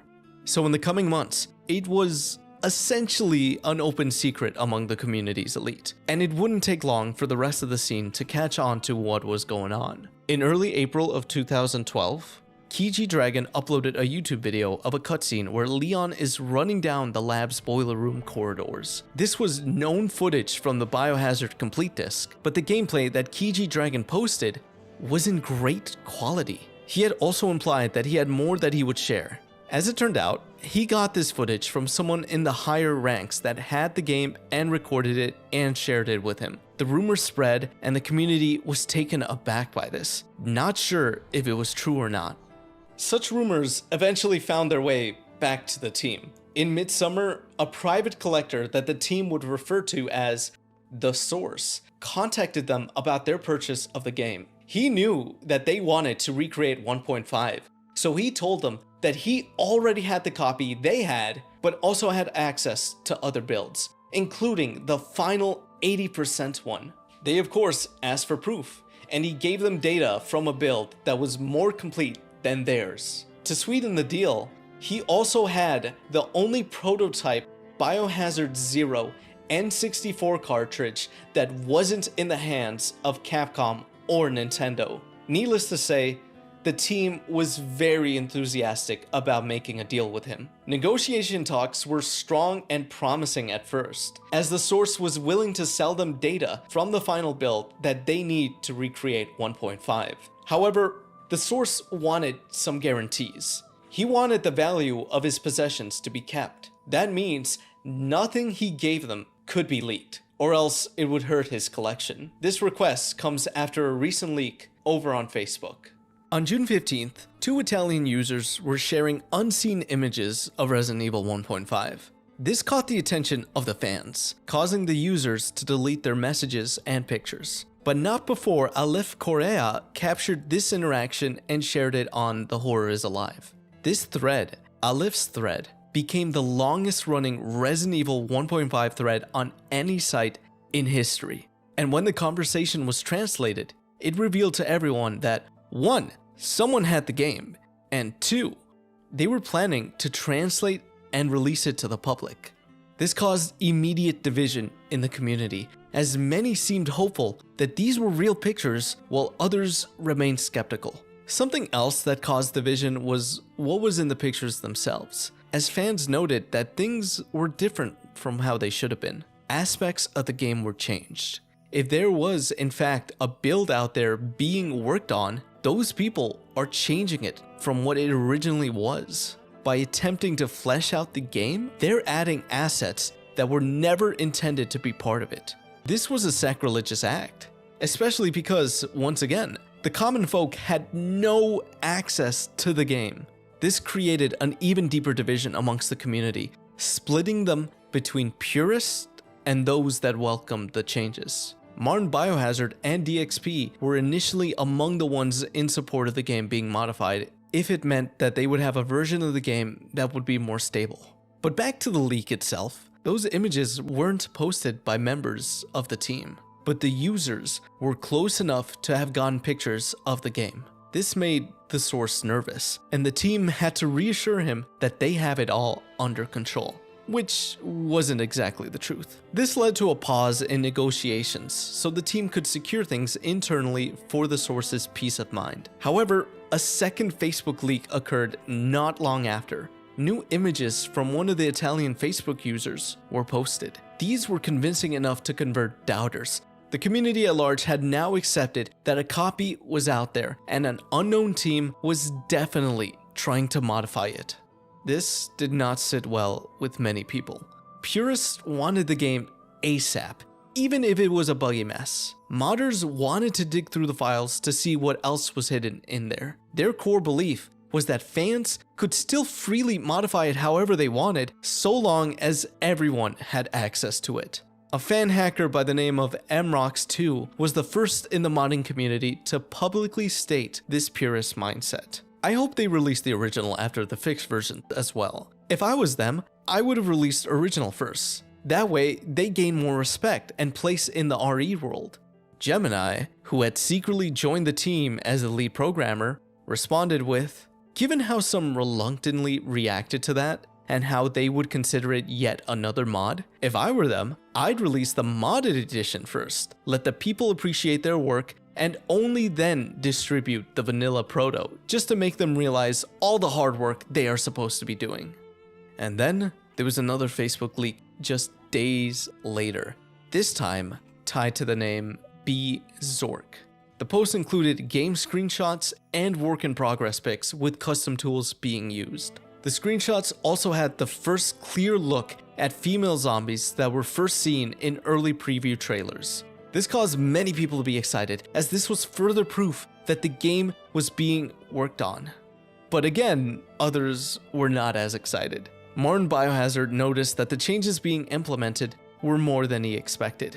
This I do not like. They changed the 1.5 weapons in the inventory to RE2 and RE3 icons. Gemini had a quick response for him. Why would they leave placeholders is beyond me. I'm more than glad to accept this choice of changing the prototype icons, with others coming from final builds of later titles. At least we won't have to play with something that looks like a pile of vomit. As the source saw all of this going down, he got cold feet, and the team tried reassuring him again. It was hard to, as their secret was now out there. They can no longer work in private. The community was talking about this rumor where the elites bought a copy of the game and that they were keeping it from them, but still handing out copies to their friends. Then, in early September, one of the elites secretly met with the source to give him the honest truth of what was going on. He told him about how the leaks were getting out of control, how the team would hand out copies to friends, and how one of the biggest leakers was from the highest ranks within the team itself. This was enough to scare away the source for good, immediately cutting off all communication with the team. Its members would try contacting him over the next few months, but they would receive no response. On top of that, the source would also tell his own connections about how badly managed Team IGAS was and urged them to not do business, to stay away from them. The team was essentially now blacklisted from the video game collector market as a whole. This was a major blow, and they realized that they really needed to get their house in order, especially because now they don't have the privilege of working in private. Team members were shuffled around and new members were brought in. Carnivol had already recruited Gemini, an outsider to the 1.5 community, but a very talented fan hacker and PlayStation programmer whose work speaks for itself. However, according to Richard Mandel, his skills came with an ego, as he would routinely talk down to others and berate those that he considered beneath them. It was hard to earn his respect in this field. Alzair and the team could look past this, as his skills were crucial to rebuilding 1.5. He'd also start using an alias, just like Carnivol, to hide his identity whenever the team needed him to publicly talk about the tech side of things. D. Birkin was the name. Mark Grass would also be recruited. Even though she was in the modding community, she was more independent than the rest of that scene and could be trusted due to the mutual benefits between her and the group, as she would have access to the team's builds and would even be allowed to keep one. Her work would also get the respect of Gemini himself. As for him, he learned more and more about the game over time, but he realized that it was going to take a lot more work than what they originally thought. The team pitched this project to him as a repair job, but due to his technical knowledge, he quickly learned that this would not be so simple. He would also indicate how unhappy he was with the game itself, as so many of the placeholders and assets weren't to his liking. He even programmed parts from scratch as opposed to importing them from other Resident Evil games. Once Gemini got comfortable with the inner workings, that's when he pushed his own ideas on how to improve it. This was supported by Carnivol, but other members of the team weren't as enthusiastic. This caused a divide that mirrored the sentiments of the community. One side wanted the game to be as close to the original vision as possible. The other side, Gemini's side, wanted to take artistic liberties to make the game better. This would result in the more purist members of the team leaving the project. By the end of 2012, the team now consisted of 4 main members: Carnivol, Gemini, Mark Grass, and Sonic Blue. In order to regain control of project security and prevent further leaks, they cracked down on friendship copies being distributed and removed a bunch of people that aided them from the outside. Going forward, if someone was brought in to help on something, the team would give them an older development build that wouldn't have been as harmful to the project if it got leaked. Gemini also had purposely put in bugs for testing purposes that lessened the value of a leak from this build. It was also linked to the rare PSX v1.14 PS PC emulator because it was saved in the emulator's special image format. This made it incompatible with other systems, much less be able to be burned onto a CD. Something else the team would start doing is gathering allies and applying pressure to not only its critics, but any competitors on the Horror is Alive and modding forums. They would contact trusted fan modders that supported the team's project to get into the good graces of those who were making their own fan projects. This was done at first to see if they had any assets that should have been exclusive to the team. They had to make sure no one was leaking anything anymore. Eventually, at least one of the RE123 moderators was flipped to their side. This granted this already powerful group another tool to use at their disposal. With this moderator now on their side, they could have them look at both private forums and messages, all without the people involved knowing. This is called spying, and it didn't seem like the team had many qualms about it, considering that Carnivol and other moderators were already doing this on The Horror is Alive. And the reasoning behind this didn't stop at security reasons. If someone had something that would have been useful to the team, they supposedly would just take it for themselves. This happened to DXP, a programmer named the Mortician, Richard Mandel, and Martin Biohazard, amongst others. And in regards to those making their own fan games, the team wouldn't give them any credibility by entertaining their efforts, and sometimes would even talk down to them. That's cute. Look at them trying to attempt what we're doing. However, if those projects would get some traction and get a lot of attention, the team would become very coordinated in attacking them publicly. This kind of behavior, of course, didn't do anything to repair the growing divide in the community. For one, the Mortician was upset that neither he or anyone else on the RE123 modding scene were contacted to be a part of this huge project. They wanted to make sure that the integrity of the game's original vision was respected, and it felt as if they were all being purposefully excluded. On July 29, 2012, Carnivol was on the Horror is Alive forums trying to put together a fundraising drive in case there was ever an opportunity to purchase a copy of 1.5. Obviously to us now, unbeknownst to the community, Carnivol already had a copy of the game and was actively working on it. This drew a lot of ire from the scene, even if they didn't know that Carnivol was involved with the team, as this apparently wasn't the first time he would campaign for a fundraiser. Considering the heightened hostilities in the community around this time, some saw right through him. Black Crow would even publicly accuse him of being one of the elites that actually had a copy of the game and that he was just trolling his own forum. Despite that, Carnivol raised thousands in pledges, but nothing ever came out of that and no money was ever exchanged. Over the next few months, the community was clamoring for answers, and so the team had to put out a statement saying that when the time comes, they will release the unaltered 40% version alongside their own. A promise that, well, we'll find out later. This statement didn't really do much to bring down the tensions between the two camps. At one point, the Horror is Alive staffer RandomLab, to disrupt fighting, posted a screenshot of what looked like Resident Evil 1.5 in his recycle bin. Joke's on all you. I have 1.5, and after seeing this thread, there's only one responsible course of action. This was played off as a joke, and no one took it seriously because the file size was a mere 118 megabytes. However, this was exactly how big the game is. They had a legitimate friend copy.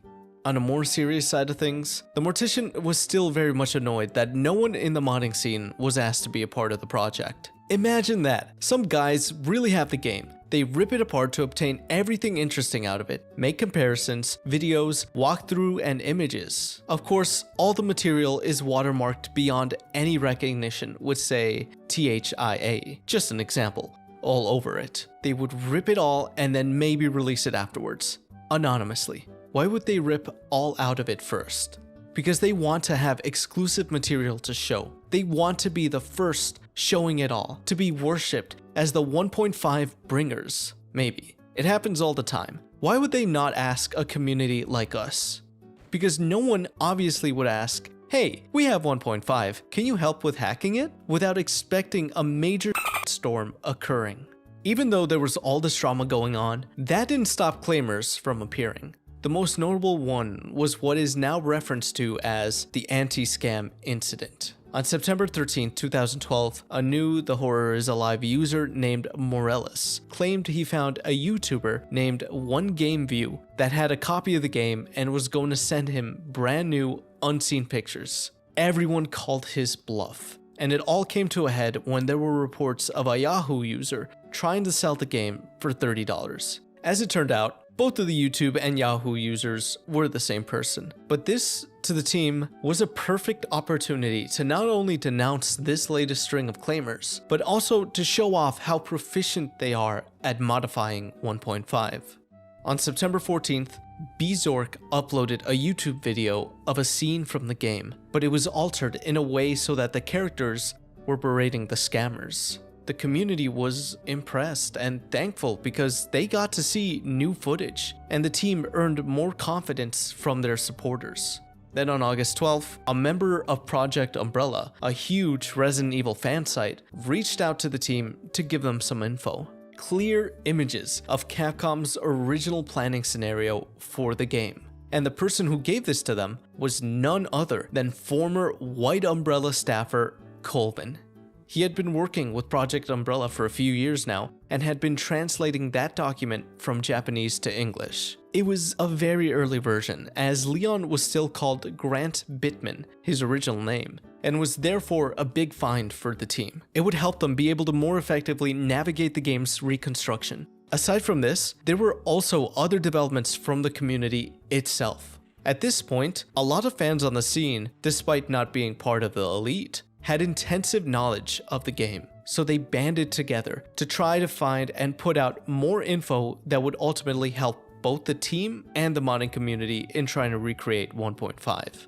On August 15th, the Keglunic archives were released. Named after its poster, it contains scans of every single piece of physical 1.5 media out there. Most of it was already known, but it was useful having it all in one place. On August 27th, a researcher named Enigmatism415 released the complete set of the In Flames collection, including the pictures that were initially held back. He would then, inspired by Black Crow's early work, start the process of putting together the most accurate maps for the game. On October 1st, Enigmatism415, Biohazard Star, and Martin Biohazard figured out where the last unknown room of the game was supposed to go. It was in the lab stage, but where exactly was a mystery up until that point. Alzair himself, given that he had access to the game, would confirm that this location was correct. This incited a rivalry with Black Crow, who would go on to update his own maps. It was a win-win for everyone because this meant more accurate resources would be available.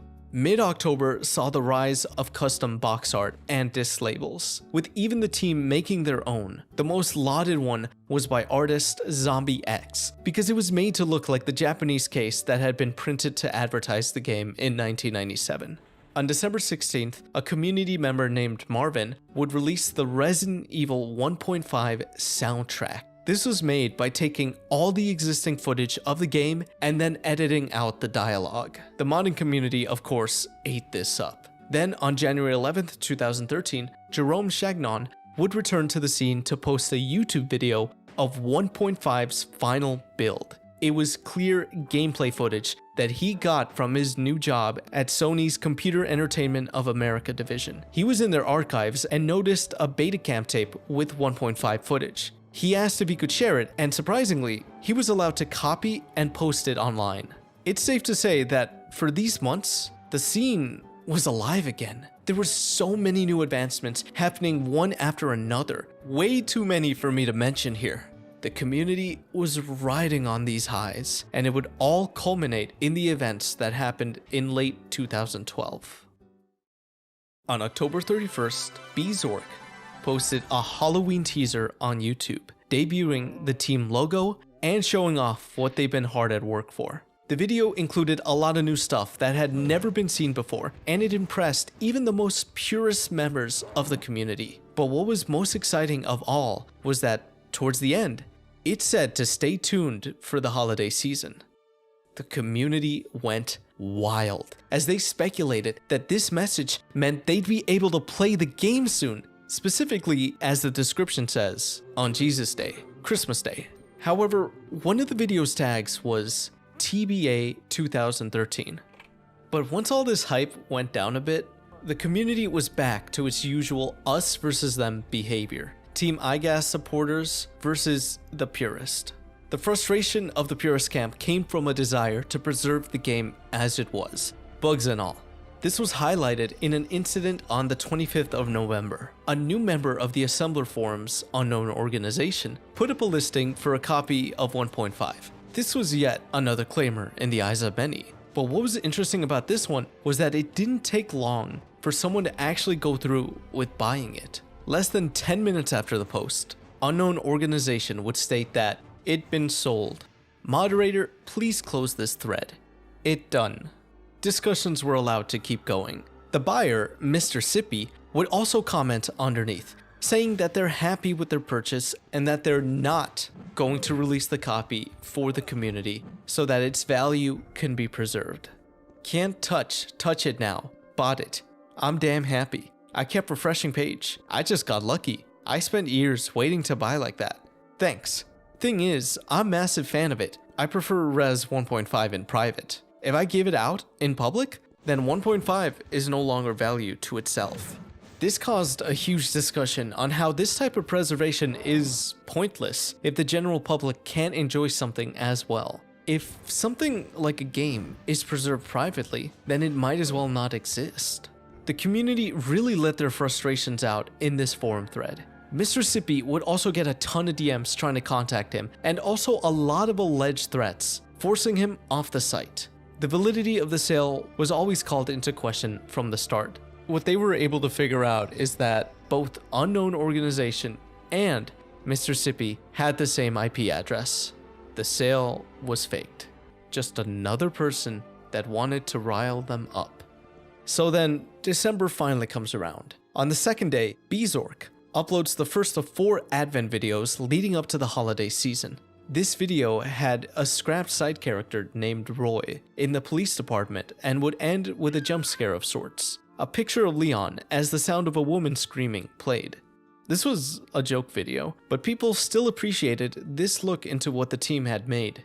December 19th was the date of the second video where development time-lapse is shown, along with the reveal of the first ever footage of the inside of the B2 boiler room. December 16th, the third video with the B1 kennels alongside the B1 basement main hallway. Bzork also put out this comment underneath. Hoping we finally get to play the game on Xmas, even if it's just the unfinished version? So sorry for too many waits. Still look forward to Advent 4 and Christmas news. Expect big surprise. I couldn't find this exact comment here, meaning it was likely deleted. Probably because this caused insane hype amongst the community, reinforcing their idea that they would get the game on Christmas Day. Then on December 23rd, the fourth and final video was uploaded, where Leon walks in and points his gun at the viewer, followed by the words, "Be patient."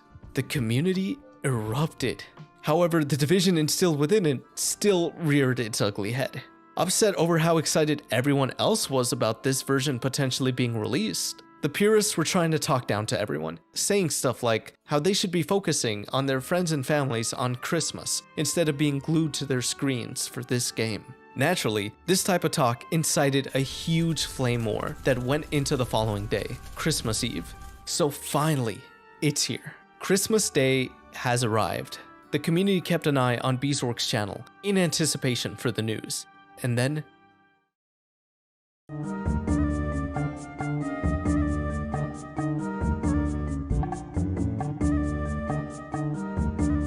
much to people's disappointment, it wasn't ready. It was also revealed that the surprise was going to be a making of video, not the game they've been working on. In a Q&A held on The Horror Is Alive, Beezork also affirmed that the original game will only be released after the team's version, and that this was for the best. New Year's Eve came around, and that's when Beezork uploaded the first making of RE 1.5 commentary video that depicted the team's translation process. This whole thing wasn't what the community expected, and while the diehard supporters appreciated this update, there was still a good chunk of the fanbase whose hopes in the team were starting to dwindle. They didn't even know it at the time, but that hope would have been drastically lowered if they could have seen the full picture. Behind the scenes, the team and the elites were constantly tested. That summer of 2012, there were those that weren't happy with the direction that the game was headed towards. They also didn't like how Carnivol and Gemini would interact with the community under their aliases. Additionally, the team, even after the whole ordeal with the source, was not able to stop leaks. There were people from within that were selling copies of the game. The first person to do this was actually the one who paid the most to purchase it from the curator. He sold copies to two other people for around $2,000 each, as he was trying to get some money back from this investment. But there were supposedly other members who were still giving out or selling copies to other prominent Resident Evil fansite staff members, to the point that a dozen or so had made it out. There were also the elites who weren't happy with Gemini's version for the game, so they would contact members in the lower ranks of the community to give them data from the game. Not sell, give, in the hopes that it would be able to help their own 1.5 projects, so that these other versions can be as close to the original as possible.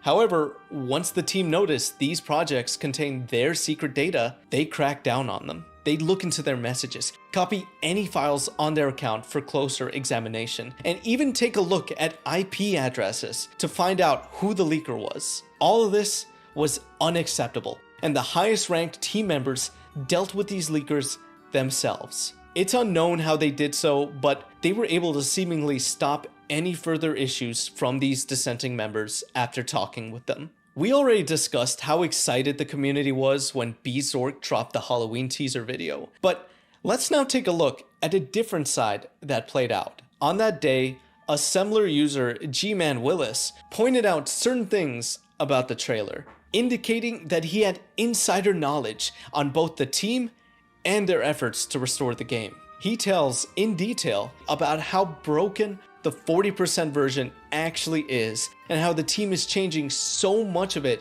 in their attempts to fix it. On top of that, he also claimed that the release date was originally going to be Halloween, but an important team member went missing, causing the team to find a replacement. Once the team saw this, they were enraged because what he said was mostly right, and that meant that there are still leaks happening. They, at this point, had an idea of who this potential leaker might be, but before they could take care of them, they had to take care of G-Man Willis. Carnivol would respond with, yes, exactly what the world needed. Another one who'd like some attention by claiming to know something about something where the little official media have at least a couple of times mentioned that anything posted outside of said channel is just people full of lies and false claims. What then ensued was a 2-day back and forth insult war, where Carnivol would even bring out his alternate account, Beezork, to directly call out G-Man Willis for lying. The goal here was to publicly discredit and shame G-Man Willis. Let him cause a scene here so that if he ever did say anything else that was an actual leak, then no one would believe him. He kept saying that he knew more about the team and the project, but the general consensus was against him at the time, as people there sided with Bezork and the team. Let THIA have their fun. They're just proving to everyone else what an unstable, immature community they are. I was just passing on what I heard to further help the community understand, and this is what happens. SMH. He would also share a message he got from the man who owns the actual original 1.5 disc. The thing is, it's just getting way too out of hand, and there was a reason the guys were trying to run damage control and discredit you. There is more at stake beyond the project itself. If you care about the community, it would probably be better to swallow your pride and just not respond to anything.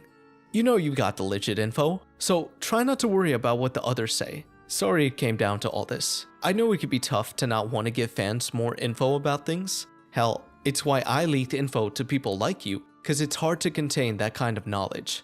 This plea would just fall on deaf ears, as G-Man Willis continued to make noise. This incident was also the first time that Gemini would use the D. Birkin account.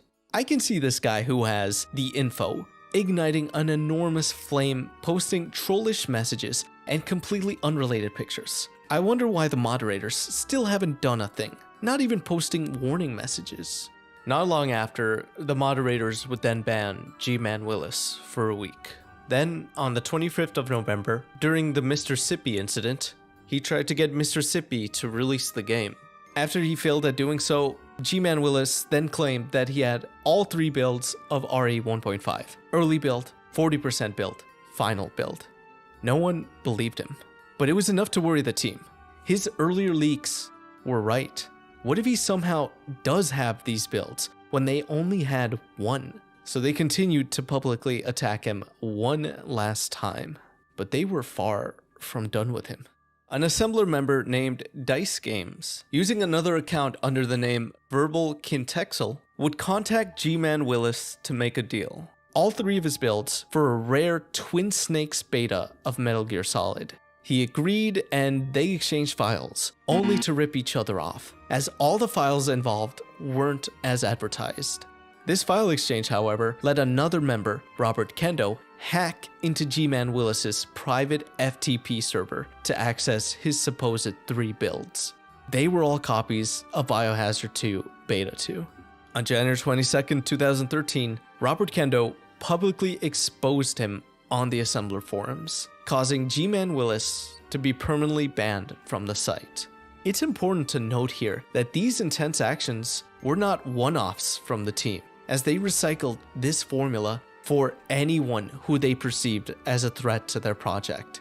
It's behavior like this that led the man who tried to talk down G-Man Willis to do what he had done.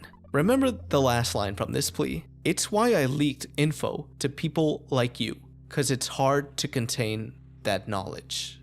As it turned out, that man was none other than Alzair. He, despite all his efforts over the years, was unhappy. He didn't like the direction 1.5 was being led down. He and the original team just wanted to fix the game, to make it playable, and it all got out of his control. While others left the project, he and a few others that felt the same just put on a brave face and publicly supported the team, while quietly not really believing in them. This was a reason why Alzair and others leaked data to other members of the community. Alzair had lost control. Carnivol and Gemini were now leading the team, and they were leading them through volatile waters, as tensions in the community showed no signs of dying down. In the summer of 2012, before the dealings with that one private collector, 2 members of Project Umbrella stepped up and tried to join Team IGAS. They wanted to offer translations as they were both fluent in Japanese. The senior member, to sweeten the deal, offered to contact his Japanese connections that could be used to get more info on 1.5.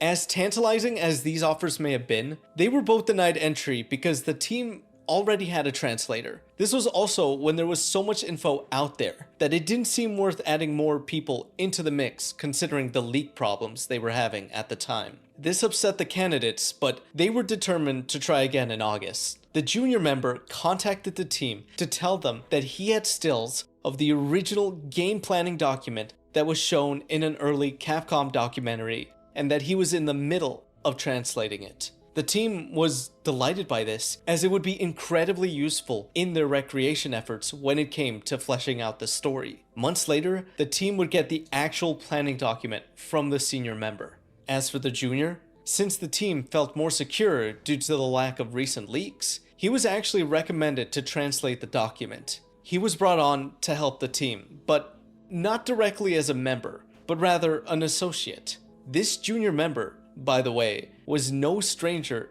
to the 1.5 scene, as we've actually already talked about them. This junior member was Colvin.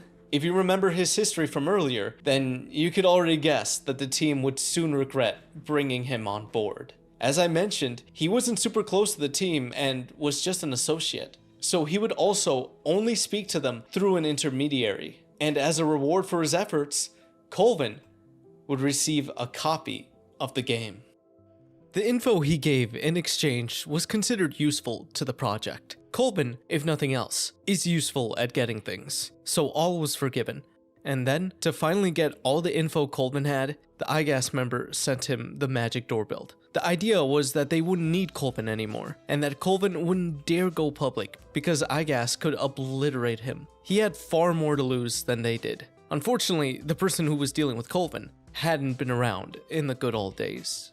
Around January 17th, 2013, Colvin received a copy of the game, but it wasn't of the real game. It was the security build, and was about a half year behind compared to the team's most current version at that point. After obtaining a copy, I let my ego get the better of me. I sent an email to some of my former coworkers, bragging about it. I think Alzair informed the team because he requested additional information. Project Umbrella PR found out and immediately took disciplinary action, demoting me from co-owner. I started to receive cowardly threats through our mediator, email, and via the 123 forum. Someone had the nerve to say my version was a heavily modified version of Bio 2.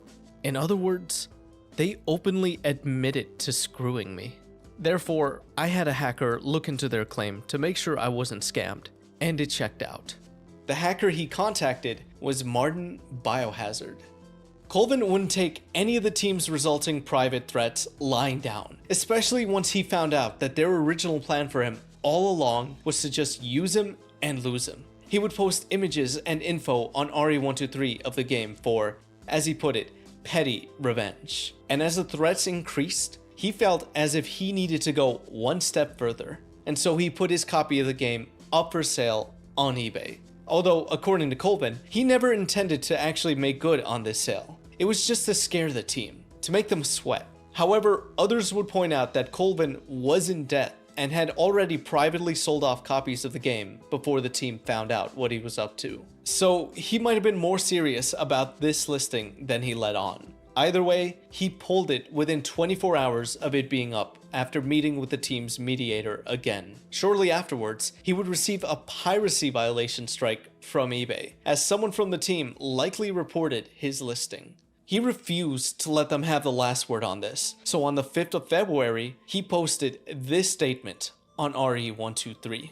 I'm sure someone has it, and that person doesn't like receiving eBay violations after his post has been removed. Message to the restoration team, threaten me again and I'll torrent a copy, along with everything unlocked for non-profit. This game of cat and mouse ends here. Backgrounds have been extracted. Don't reply, don't try to contact me.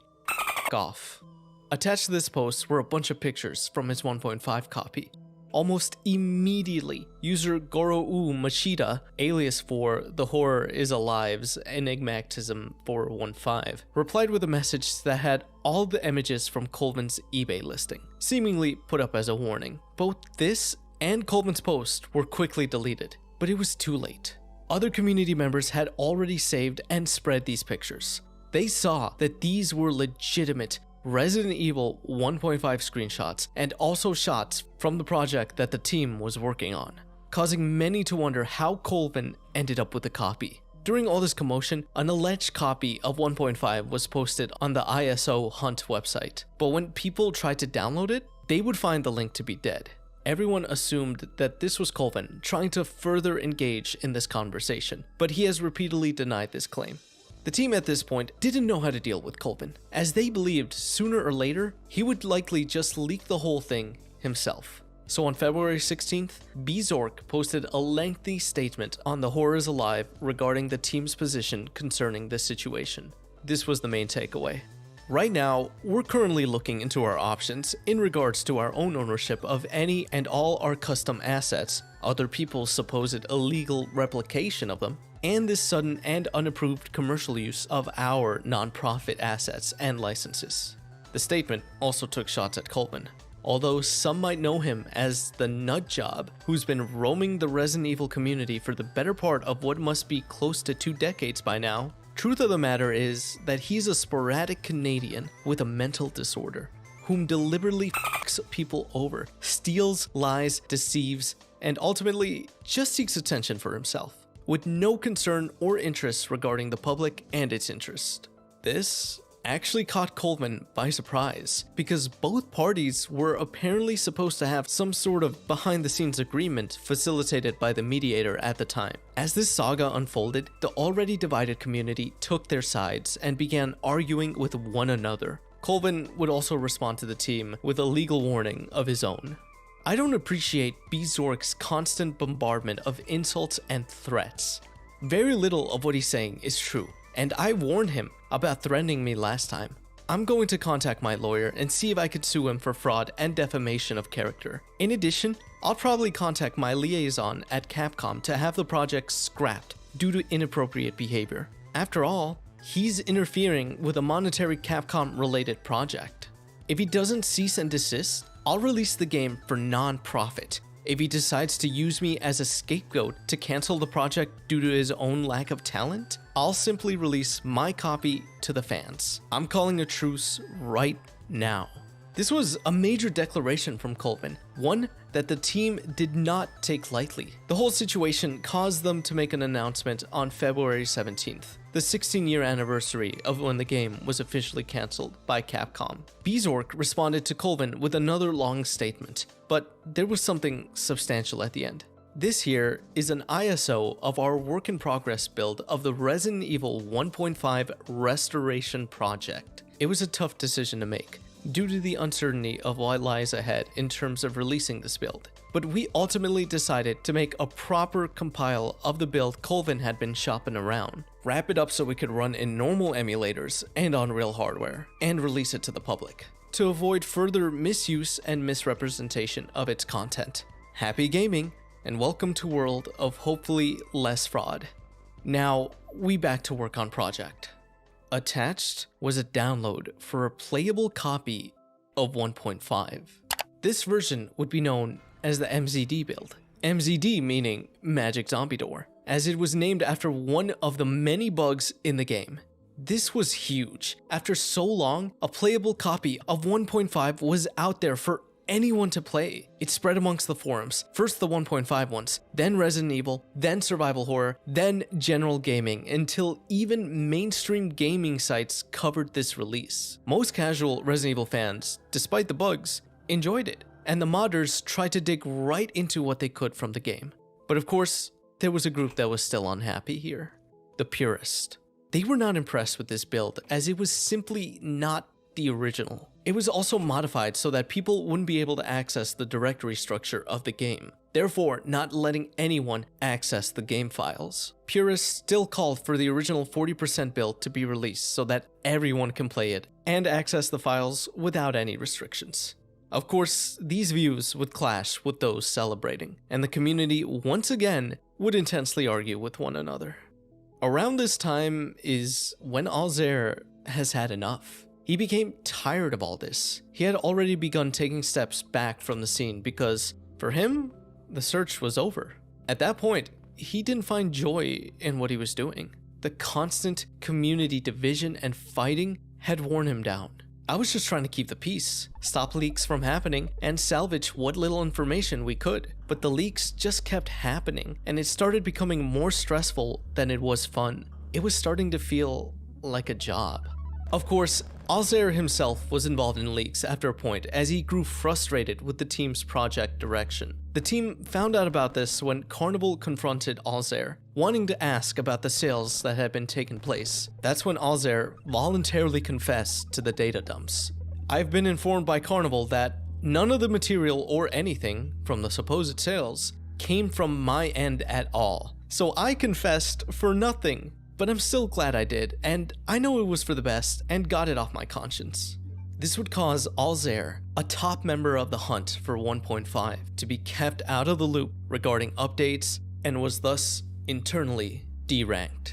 While I am not the sole source of the leaks, I have messed up the most and I'm very regretful, and it's been eating away at me a lot. I was unaware how much was at stake and just made some bad decisions. Been trying to run damage control the best I can. I don't know who to trust anymore. It's just an awful situation. All I want to do at this point is get whatever latest build there is and just bail out of the scene altogether. It feels worse knowing I probably won't get it at this point, unless a public release happened. Alzair had truly reached his lowest point. Fortunately for him, this was all just online stuff.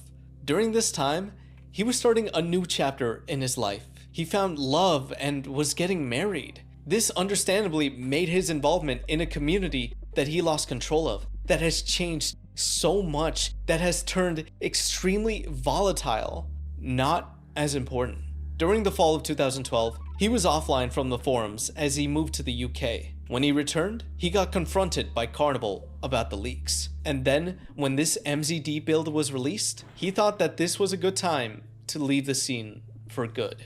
He started the search at 14 and there he was 15 years later. He dedicated his adult life to all of this, and it was time to let it go. It was a quiet exit as he only said his farewells to his closest friends. Eventually, the community noticed his absence and mourned him. In that space he left, everyone was reminded of how important he was to the hunt. He was the hunt for a lot of them.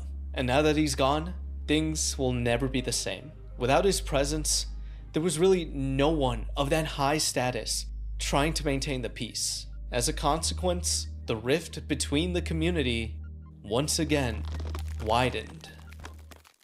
The day after the MZD build was released, Martin Biohazard announced that he would no longer update his recreation of the game, and would instead focus on trying to fix the bugs of the MZD build. On May 26, 2013, he would release a patch that incited a huge controversy. He was able to get both the shotgun and the magnum pistol to work in more rooms than in the original MZD build. This caught the ire of Gemini, who, as D. Birkin, attacked him, accusing him of getting data from a team leak, as there was no way he would have been able to do this without referencing the original data of the game. IGAS and community lost many important things because of the leak, all because of E popularity.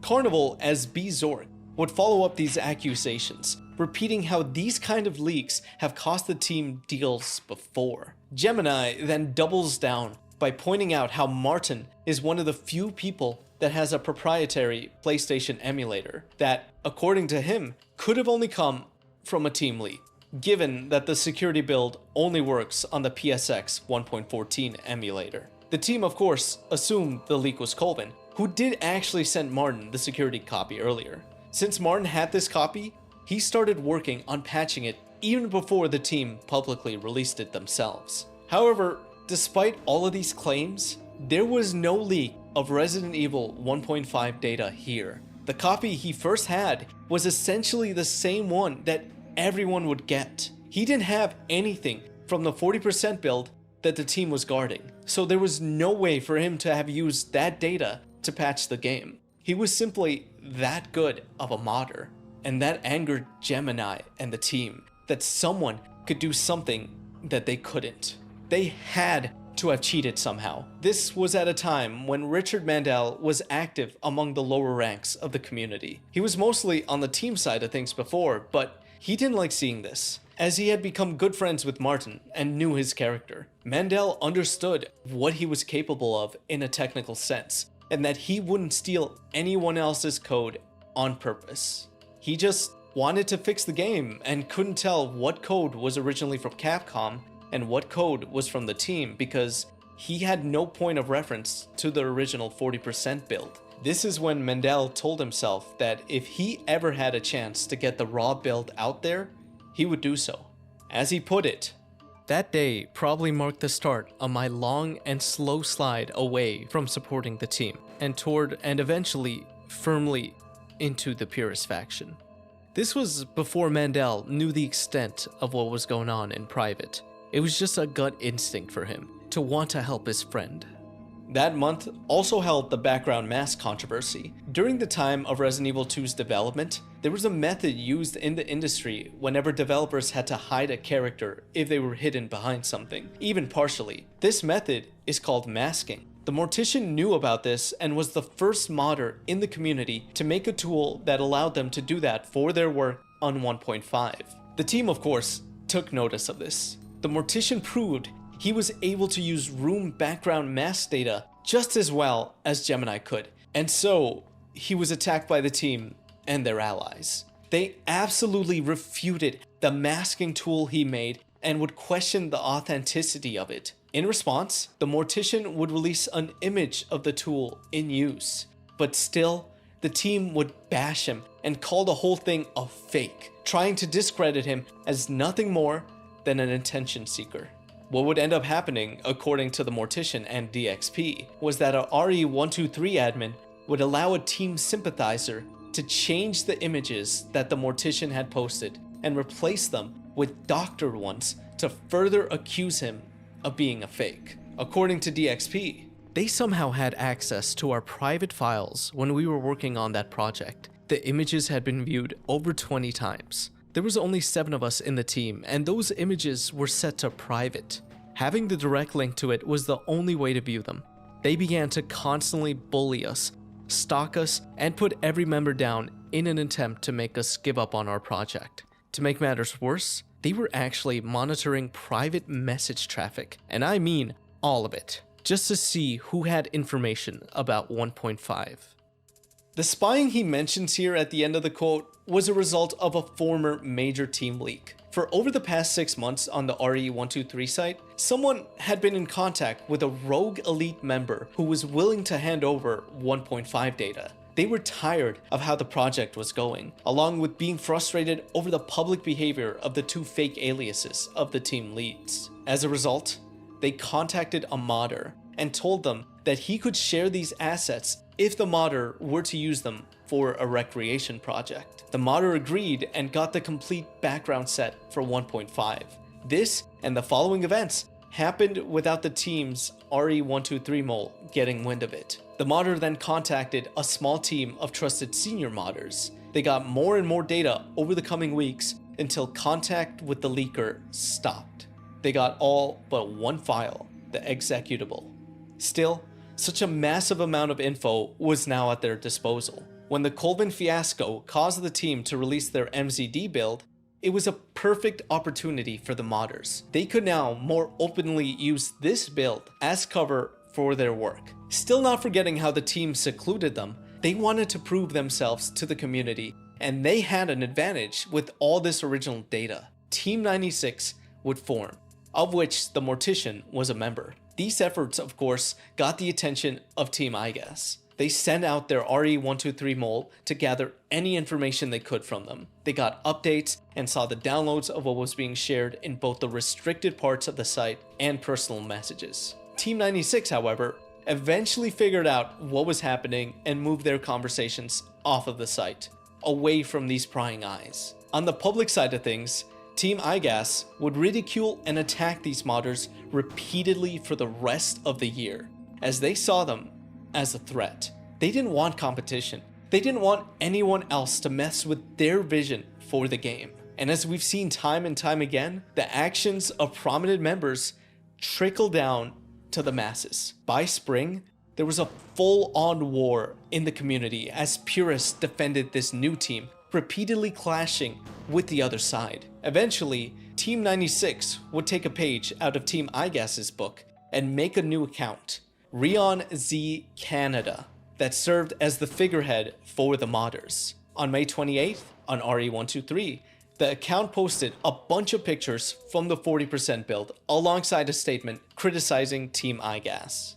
That team isn't saying even half of the truth. They pretty much lie about a lot of things. Seems like they want to get fame by claiming shit. That was there right from the start. They probably have hidden the files in their leaked version to make it impossible for you to see what was original and what was their content. I'm not kidding. It will happen soon enough. They would then post again with more pictures attached. The team's response was initially to not give it any attention. That is, until people started talking about it on the Horror is Alive forum. Carnivol and Gemini, as D. Birkin, would respond by once again reiterating how this kind of stuff hurts the team's goals. How leaks hurt their chances at getting other builds from collectors, since they'd be less likely to trust the team. This is ironic, considering that their earlier intentional leaks were a reason why the collector, known as the Source, got scared off. The Beezork account also commented, mentioning that the team had the original disc. They were the ones that negotiated to get it, and therefore they have more validity. However, whether or not they had the original disc didn't matter if there were copies of it going around. Plus, that wasn't even true. The original disc from the Curator belonged to Alzair. Ed Ponge would then make a comment, pointing out a pattern he's noticed. I myself was in contact with a source who had RE 1.5. He sent me a number of screenshots back then of him playing the game on his TV, but the fucker was just a tease and never gave me a copy. To this day, I'm convinced those who own it are using it as a penis-sized comparison, and nothing more. The guy I knew was a dick with ears, as was Curator. I think I see a pattern. Tensions with the rest of the modding community were still high. DXP and the Mortician would continue to denounce the team's efforts, nicknaming it the Bastard Build, and still calling for the original prototype to be released. Gemini at that point had already written off them and the modding scene. Oh my, that place is getting more and more hilarious as time passes by. Most of the discussion there is, I'm a complete computer science illiterate, but I need to post some technical crap totally made up, flame about it, and then simply pretend it's not happening. Then, on May 31st, ReonZ Canada returned with a statement hinting at an upcoming release. This excited so many purists. Finally, there was someone stepping up to Team IGAS. At last, the community would once and for all be able to play the clean version of this elusive game. But when the day came around, nothing ended up happening. Not even an explanation post from ReonZ Canada. The crowd, seemingly not learning from the past, had their hopes up and were once again disappointed. Among the cries calling out this publicity stunt, there were those that defended it, such as Zombie X, who seemed to have had enough with that side of the community. Been duped? He never promised it would be released today, only that he was aiming for a Sunday release. Could happen in life and stuff can get delayed. And if he were to release it, so what, I say? The work in progress is more stable and complete anyways. There won't be that many differences. He would later on add that, I honestly didn't expect a release either. I figured he was just blowing smoke. The purist mentality here is quite funny. Get the MZD build, cry it's not the vanilla build, call what the team is doing, spit on their skills left and right. Whiners don't deserve shit. The community does not even deserve the build. Choke on it. Despite this resounding statement condemning the calls for a raw build, he would post this comment, noticing something that would eventually change the scene forever. Did you guys see the auction on eBay for a test PS2, some PS2 betas, and the vanilla build of 1.5? On May 27th, 2013, an eBay listing was posted by Bedbug111 that supposedly contained the plain vanilla build. This term, PvB, by the way, was actually coined by Richard Mandel, and its use is hated by Gemini. He would even go off on those that used the name around him, as it reminded him of Mandel. He prefers the term raw build. Ironic, as the term came from how Gemini would earlier describe the build as vanilla. He didn't like it, perhaps because it was named exactly how the team named the MZD build. He at one point stated that he'd rather hurl babies into the sun than hear those 3 letters again. But anyway, word of this auction spread, and by the time the community spotted it, the bidding was at $610.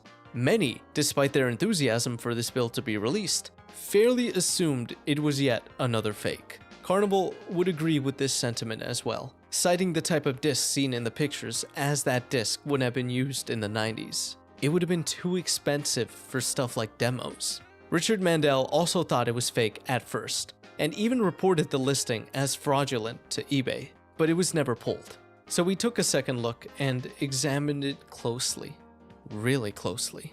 Thanks to his previous experience in the game industry, he was able to notice that the Japanese writing on the disc reminded him of the beta discs he used to see before they were released to the West in the early 2000s. He knew it wasn't an original disc, but whoever wrote on it did so in a manner that was very close to how a game developer would. So he looked further into it and was going through the screenshots, one after another, until he saw something. Something he's never seen before. And he made sure to check. It wasn't ever seen in footage or screenshots, fan posts, or press published images. Elsa and Leon, together inside the engine of the train near the game's end. It didn't look fake at all. He even used software to make sure that the photo wasn't edited. The results came back negative. Could it be? He couldn't believe it. Is this actually happening? The signs pointed to this being an actual copy of the 40% build. He wasn't rich by any means, but he was fortunate enough to live comfortably and afford himself the occasional expensive treat. A treat such as this. So he contacted his friend, who was a regular eBay user, and let him know about this disc, how important it was, and that he wanted him to bid on it for him. His friend was on board, and when he asked Mandel how high he was willing to go, Mandel just smiled and said, "Until you win it." On the last day of the auction, June 4th, the bidding started to intensify as all the bidders had waited until the end to make their move. The community, curious, watched it all go down. And then the bidding stopped. Everything was sold for a final price of $2,429.93. The winner was Mandel. He had done it. Mandel himself first arrived on the Resident Evil scene in late 2008, where he would make the Resident Evil TV series, RETV, stitching together footage from the games released at the time and putting them into a cohesive story for viewers to follow. A member of the team was adamant about making an episode around 1.5. This was Mandel's first introduction to the game. However, there wasn't enough out there to make it a whole episode. Years later, there were higher quality videos out there, so Mandel decided to remaster the RETV videos with that footage. As he was doing this, he was still hung up on that 1.5 video idea that was mentioned so long ago. And that's when Martin Biohazard released the first playable version of the game. Mandel contacted him and got permission to use the game's footage for that RETV episode. This is how Mandel got sucked into this side of the community. Lurking at first, but soon becoming so interested in what everyone was talking about that he just had to get involved. And now, he had gone so much further ahead than most of the community. 4 days after the auction, a package arrived at his home, but he was unfortunately away at work, so it was returned to the mailing office. It wasn't until that following Monday, June 10th, that he could pick it up after work. Once home, he opened the box, and there it was on top of the rest of the hardware. He went straight for it, ignoring the rest of the package, as the rest of the contents would remain untouched for 2 days. He opened the bubble wrap and was determined to get this disc out. Mandel, holding it, still in disbelief, with shaking hands, took it to his computer and inserted it. He opened up EPSXE, a PlayStation emulator, and the screen went black, blinked, and then finally.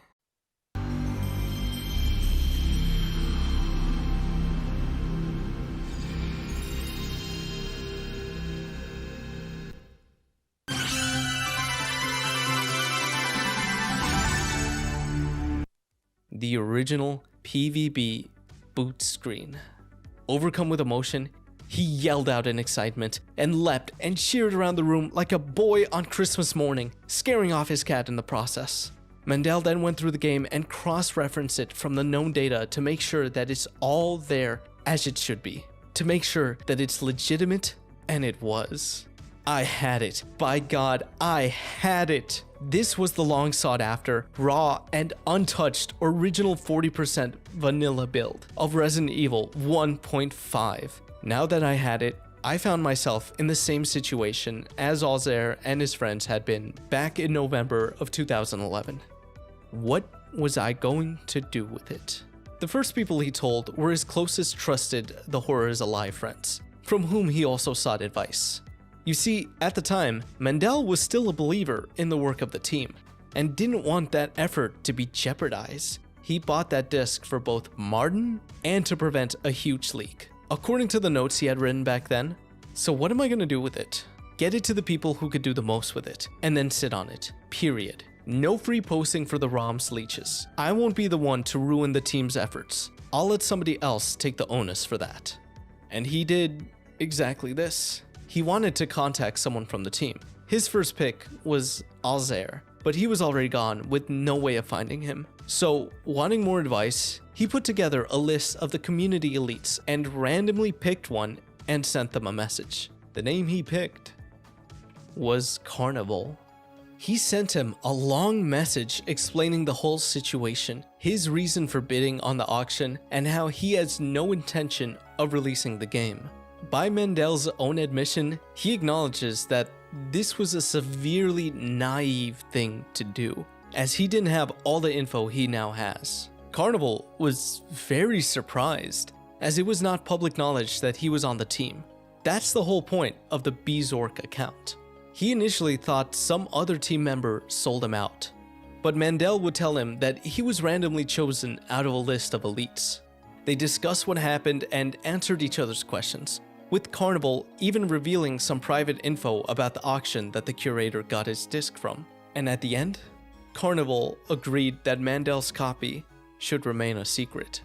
The next person Mandel contacted was Martin Biohazard, who was dumbfounded and overcome with joy about this purchase. Mandel was going to give Martin a copy for free, but Martin instead offered an exchange for his unreleased 1.5 PC mod. So they set up the downloads, and they each watched as the exchange happened. In the end, they each received a single copy of the other's files. But there was something wrong. And the logs, instead of reflecting a single download, it said that there were 3. The downloads were seamless for both of them, and they noticed this number when there wouldn't have been time for either one of them to re-download. Something was going on, and that's when it dawned on Mandel. Carnivol. He must have used his admin rights to spy on them, and this is the moment when he realized that Carnivol was on the team. What is this going to mean for him now? He quickly told his other close friends about this so they could communicate off-site going forward. Martin Biohazard would release regular patches of the MZD build, using the 40% copy Mandel gave him as an aid. The team would release developer commentary videos and even tease the release of a 1.5 trial edition. The division in the community would also be, as usual, increasing with every comment. It reached a peak when believers of the team started likening the purists to cultists. Once again, resulting in fighting on various forums. Mods banned many regulars, and people would leave the scene for good. It intensified to the point that on the RE123 site, the main 1.5 thread was locked down for a few days. Then, in July, Mandel released the first draft of his outline of the 1.5 community story that was met with general positivity. His secret, though, was that he had a copy of the PVB, and that was one of his biggest sources. As his research went on, he talked to multiple people for his writings and asked around, trying to get the scoop on behind the scenes stuff, one of whom even gave him false information on purpose to sabotage his work. This'll come back later. Then, on August 13th, Mandel was promoted at his job, which caused him to spend more overtime at work, impacting his free time. So he decided that what he wanted to focus on was bringing his writings up to date. He updated his draft and posted it. And at the end, he included 2 videos of the PVB, as he would also reveal that it was he who won that auction in June. That was my second mistake. Like Alzair and others before me in their turn, I was tired of sitting on the news. I was also upset at having my trust betrayed by Carnivol and presumably the team. Now, he knew what was going to happen once he put this information out there. He expected to get mobbed, but not to this extent. So many people begging for copies. Alongside that horde were DMs from elites congratulating him. Other prominent figures from both the purist and modding sides also invited him to join their causes. As for the team, they were somewhat quiet during this.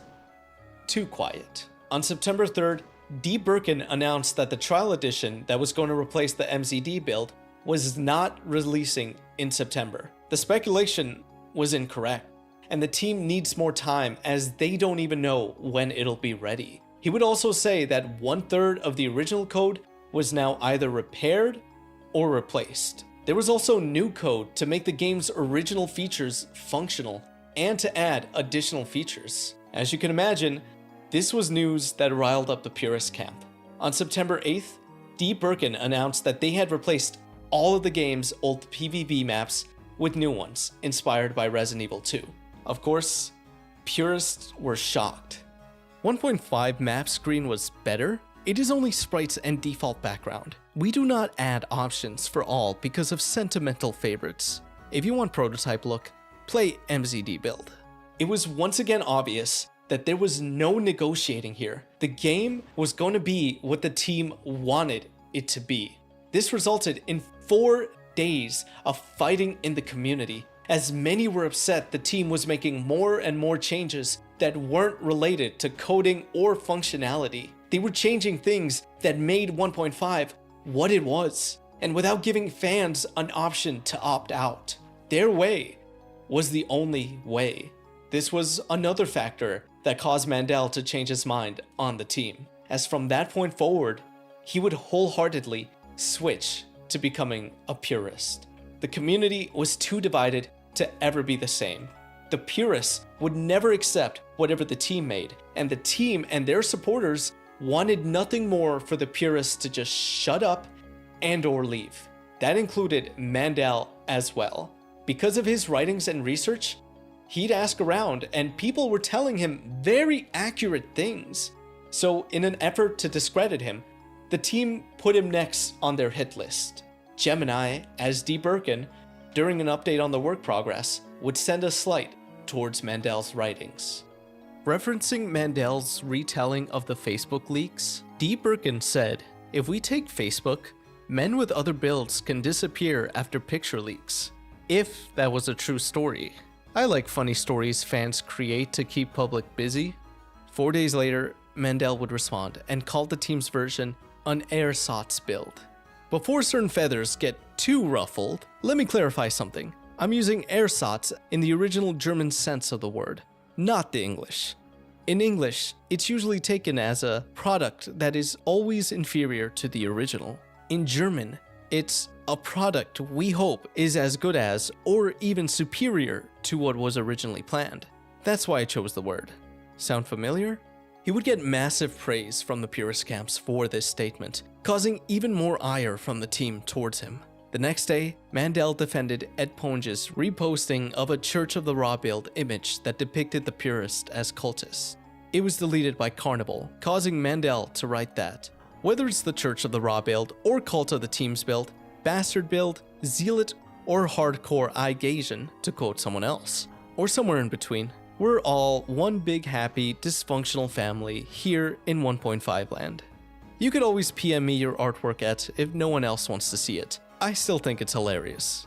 When Mandel posted this, he took a second look to proofread it and was surprised to see that Carnivol had used his admin rights to change Mandel's message. After the original text, Carnivol had included this statement, repeating it 7 times.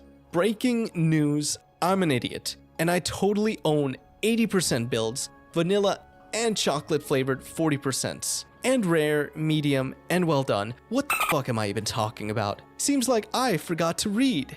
End of news. Mandel would delete this out of his comment and call out the admins for trying to censor him and others. This was all the beginning of a big back and forth argument in the community over what the team's builds should be called. Many purists agreed with Mandel's appointed term, the ersatz build. This caused Gemini as D. Birkin to get back into the conversation, posting a German sentence translating to, "While we're happy that folks want to give our effort a name, we would prefer to name it ourselves." He would then, under his Gemini account, agree with himself that there was no need for any other names. He would even say that he could see the team's trial edition becoming the demo build, with the complete team game being the final build. At this point, the purists had figured out that D. Birkin was Gemini, so this was a whole spectacle to see. Purists were taken aback by the audacity, and Mandel would get the last say in the matter with his statement. "Sorry, but final build is already taken by the real thing, and people have already been using demo build for both the 40% and the MZD build for quite some time. Nice try, no cigar." The team, still looking to retaliate against Mandel, jumped on the opportunity on September 21st. They and their supporters meticulously picked apart Mandel's update to the brief history of 1.5, which claimed that the collector the team missed out on trying to make a deal with, the source, had access to several other builds of the game. Mandel had written that this collector had 7 lost builds, but this was in fact not true, causing him to make a partial retractment a few days later, after he went through his sources to figure out where the misinformation had come from. For the team, this was just more ammunition to use against him, to discredit him if they needed to later on. Remember that one of the reasons he bought the copy of the game in the first place was so that it would be in responsible hands, where it wouldn't be leaked, and thus put the team's project in jeopardy. And now, they're making fun of him and repeatedly trying to tear him down. Given this recent behavior, Mandel no longer felt obligated to help them in any way, shape, or form. They, without seeing how much of a danger he could be to them, had poked and poked and poked, pushing him to the edge. He has had enough, and he was now ready to use his copy of the PvP to his advantage. After discussing the matter with his closest contacts, Mandel was determined to release the PvP on Halloween, or maybe even as far as November 6th, the anniversary of the disc's burn date. He wanted either of these dates for further impact. This process started on September 23rd. Mandel had worked overtime at his job and arrived home that morning. Despite how tired he was set to do what he wanted to when he got home. He went on RE123 and messaged 5 of the team's harshest critics. Among them were DXP and Zombie X. In his messages, he told them that he was giving them an ISO image of his PvP copy so that they could better argue against the team's statements on what exactly they're changing in the game. This would hopefully make the team freak out as they would scramble to figure out how they were able to call them out. Given his previous experience with Carnivol, he was more cautious this time. The download was hosted offsite on his MediaFire account. Once he and the recipients made sure that the files were transferred and they confirmed that they were the only ones getting the file, Mandel would delete it from his account. To be extra sure, it would also be erased from his trash bin, therefore completely deleting the ISO image online. As an extra precaution, he also made sure the link he sent them no longer worked. The process was secure and it had been completed. Content and looking forward to the team's reactions to what those 5 would do with all that info, Mandel went to bed and slept most of the day. Unfortunately, his activity that morning was spotted by members of both sides of the community. There was more going on in the purist camp that he didn't know about. The spying was coming from both sides. Had he known this info, he would have just waited to share the PvP on Halloween. His MediaFire account would be hacked. And even worse, somehow, the PvP ISO image was back on his account. And worse still, the download link he shared works again. Almost 99% of the PvP data was in the hands of modders. One of them being the Mortician. He was also at his wit's end with the team and wanted to release the data he had already. He and fellow RE123 admin, Evil Marshy, were in agreement and were in the middle of deciding on a date to release the data they had. And on that morning, 3 of the team's biggest critics informed the Mortician of what Mandel had sent. When he and Evil Marshy checked out the link, it was live. This was even better than releasing the 99% of data they had. They could just share this for anyone to download. They assumed that Mandel wanted this to be public because he created that link and because he had included a message alongside the ISO image. No team shit, pure 40% raw build.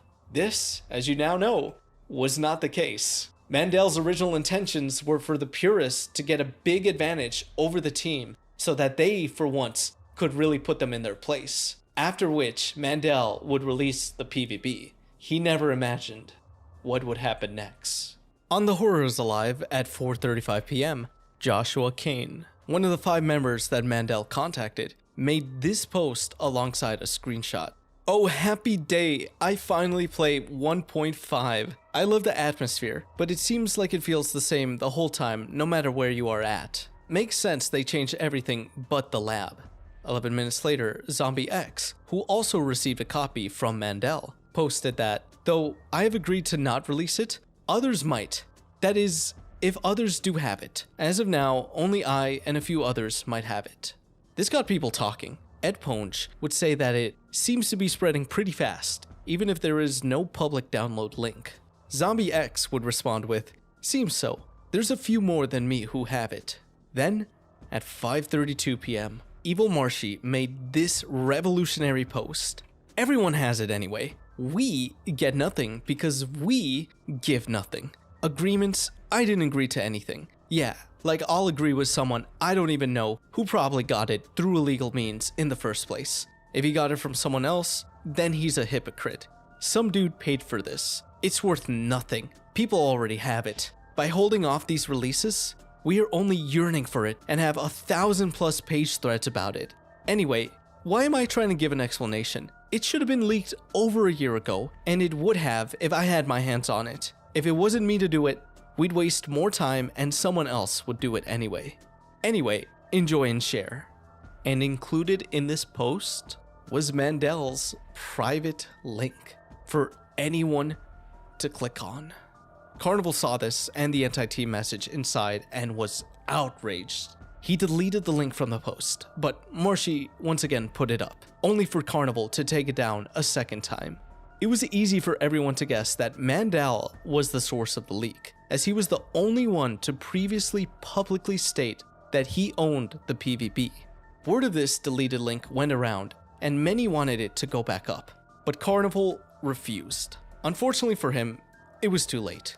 Despite how badly he wanted to snuff this out and control it, it had spread. The download link was making its way around to other Resident Evil fan sites. All the purists were ecstatic. Even if they haven't gotten their hands on the link yet, they knew they'd be getting it soon. They knew that this was it. When the link was posted on resident.evil.de, assembler user Joseph Campbell would post it on the assembler forums, and everyone there was downloading it. "This is what I really wanted. Thanks. I've just been playing it on my phone emulator, and it hasn't crashed at all. All the rooms seem to be linked. The weapons work, cutscenes work, and there are less bugs than the Magic Zombie Door release. And obviously, it doesn't have those bloody Claire Redfield missing posters. This is what the fans wanted." All of this excitement was happening when Mandel was sleeping. When he finally woke up at 6:55 p.m., he checked out the Horror is Alive forums to see what he assumed would be chaos. And he did, in fact, see chaos. But he only stayed on long enough to get a glimpse of it, not looking into the details and really seeing why there was so much going on. He logged off and went to work, clueless to what was put in motion. D. Birkin was on the scene in full damage control, trying to once again explain that leaks, such as this one, only hurt the project since it means collectors would be less willing to share data from their builds with them. Leaks like these have made them lose contact with collectors. A reminder that the team had lost contact because of leaks coming from within the team itself that he also was apparently involved in. He got some pretty big pushback as many members of the community weren't buying this story anymore, as the team has always been secretive of the exact details of how and why they lost contact with the source. But back to the leak itself. As many wondered what exactly happened, Evil Marshy made a clarifying post on RE123 at 12:56 a.m. the next day, explaining that he received the build from Mortician a few hours ago. Then I simply asked for his permission to leak it. I wasn't going to allow people to postpone the inevitable. It was going to be leaked, and we all know it. If it's not in circulation by the morning, I'm just going to post it wherever. I simply want everyone to have it. That's it. Say what you will about the situation, but a person should not be censored just because a small knit group of people don't like the words a person says. I only did what I know is the right thing to do. So yeah, that's my view on things. It was during the ensuing discussion that things were muddied even more because Zombie X would state that he promised their source, Mandel, that they wouldn't leak the build. The Mortician would then make a very long reply, further explaining the situation, but the important parts were that, first, yes, he, Evil Marshy, got it from me, so that's out, and I must admit that I've been sitting on a copy of it for quite some time now. In the last few months, there were several persons I've met that had it. Some provided only selected files, and some the full build in the end. Up to today, I was holding back this thing, because I really had persons that I knew involved, which required me to make a promise and agreements, etc. I kept those, because they meant something to me.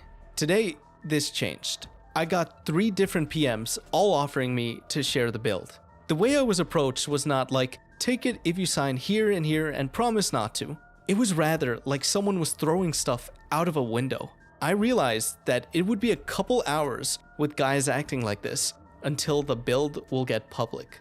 Like Evil Marshy, I don't believe in the stupid claim that it would lead to an end of IGAS's project. It's more like people desperately searching for a justification to further just hoard the thing for them. To the poor guy who spent a lot of cash for it, sorry dude, but it's your fault in the end.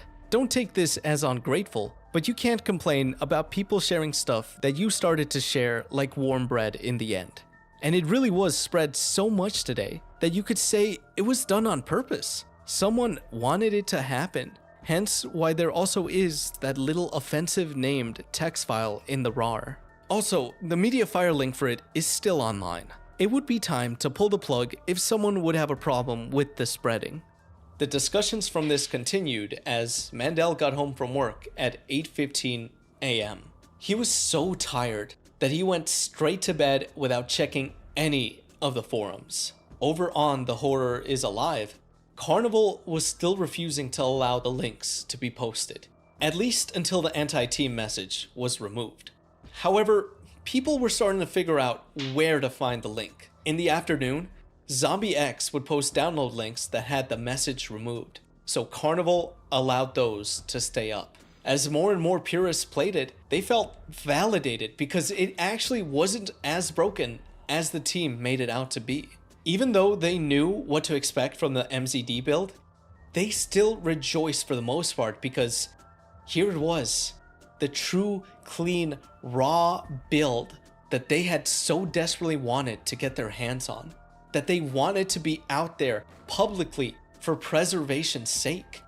When Mandel woke up, it was mid-afternoon, and since it was his weekend, he had time to finally check online. He expected chaos, but not like this. He was shocked to see just how much stuff had spun out of control from him. He immediately checked his Mediafire account, and sure enough, there it was, the ISO image. He once again removed the file and deleted it from his recycle bin. By his own admission, his password security wasn't the greatest, as he used the same password on RE123 as he did on Mediafire. So that's likely how the account was compromised. But at that point, it was done and out of his hands. One half of the community celebrated him. The other detested him. He thought they had grown and learned from past events. But as he saw, he was wrong. That's what this situation proved to him. The leak spread and they reacted intensely, still arguing with one another. Despite the circumstances not being how we wanted them to be, 1.5 was finally out there. There was nothing else he could do but celebrate with some Jack Daniels and Captain Morgan. I'm sure that no one on that Capcom development team could have ever imagined what would come out of their work being cancelled. That there would be so many people clawing at the chance to experience it. And that version wasn't even the most complete one. There's still another version out there, the final build, that still holds valuable information about what the game would have been. But after this point, the scene seems to have dwindled tremendously. They finally got something, and it took so long and cost them so much. To many, there must have not been much point in holding out, hoping to do it all over again for a different version of it. Once the dust had settled from this final leak, the Mortician and Evil Marshy both asked to be unmodded, stripped of their administrative roles, as penance for how things went down. Although Mandel didn't really hold anything against them. Despite the hype dissipating and the crowd not being as big, that didn't stop Martin Biohazard and many others from working together to release the biggest patch of the MZD build on June 3rd, 2018. He would also stay committed to it, working on Resident Evil mods as recent as 2025. And he's not alone, as his work has inspired others to try their hand at modding the game.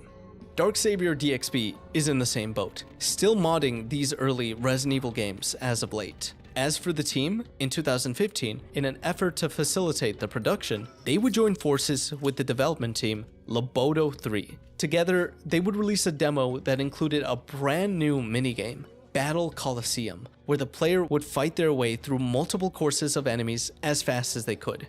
As big of an update this was, this would be among the last released from the team. The last time they would post to their Facebook account was on July 11th, 2016. Everyone just assumed that they had stopped development entirely. For all the impact they had on the community, they just petered out.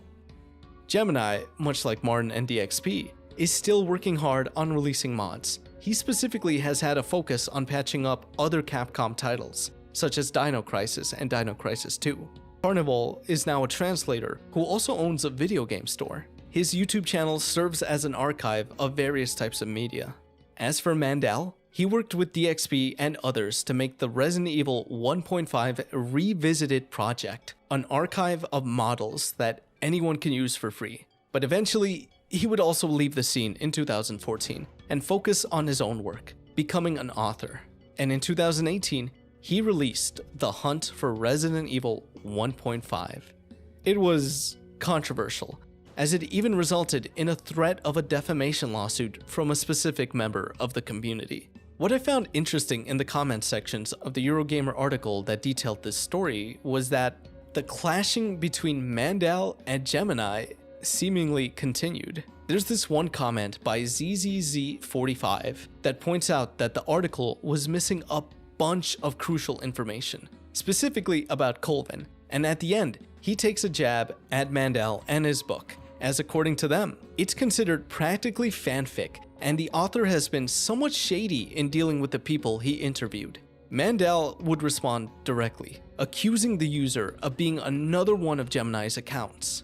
As evidence, he says that he always talks the same no matter the account. In the past, Gemini would often clash with Mandel, so much so that he would not even use his name, and just refer to him as a conspiracy theorist and a fanfiction writer.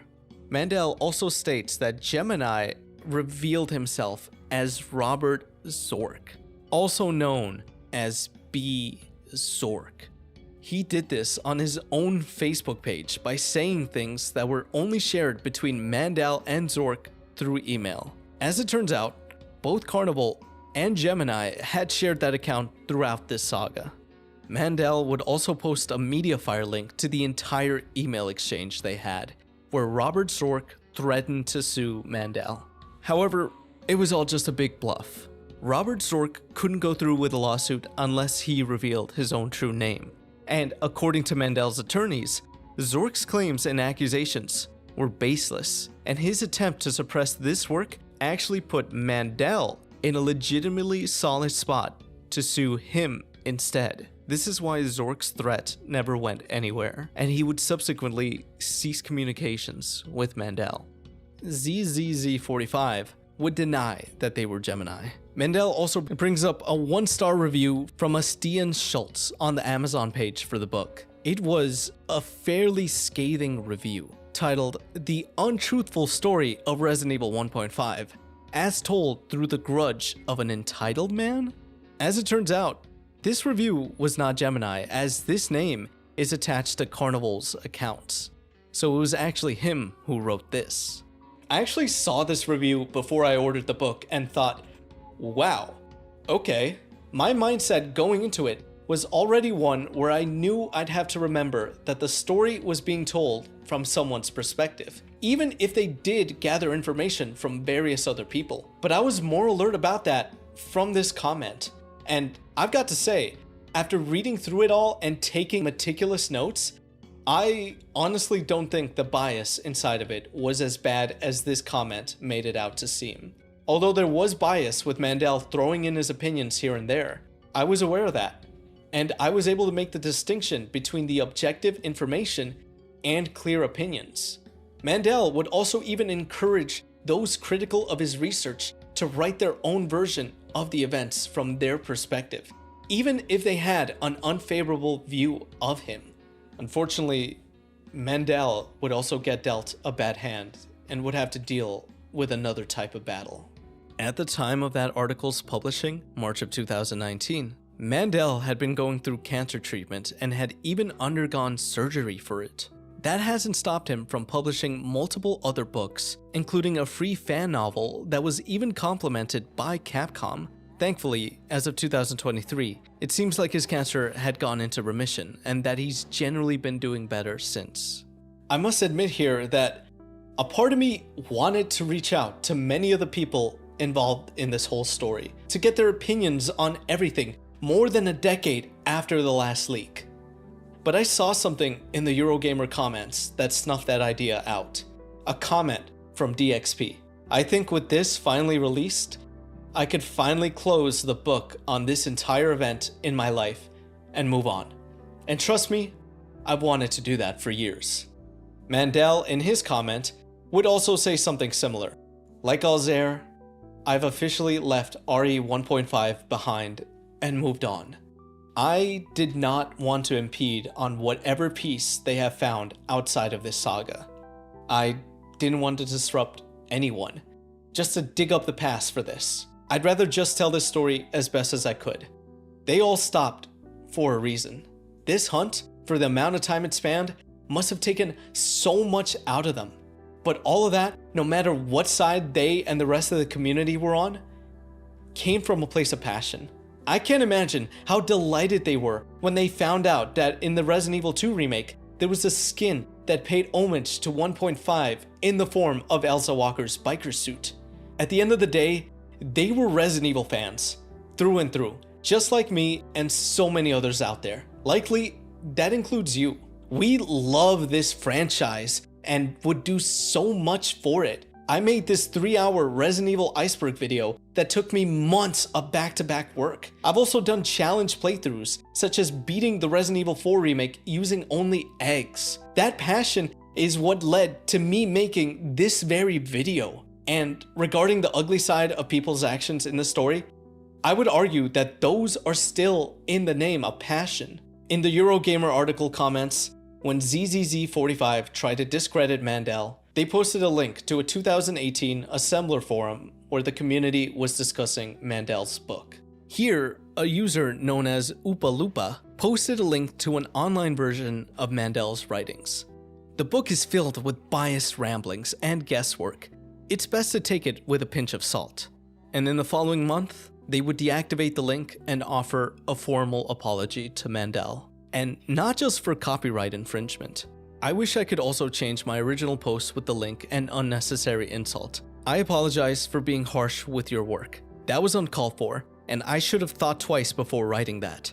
I had read so much controversy about the 1.5 leak and about various people involved that I took you for another one of the evil conspiracy theorists without even reading most of the book. I'll be more thoughtful with the things I write about other people and their work from now on. Sometimes in our lives, we are having bad days and are making stupid decisions.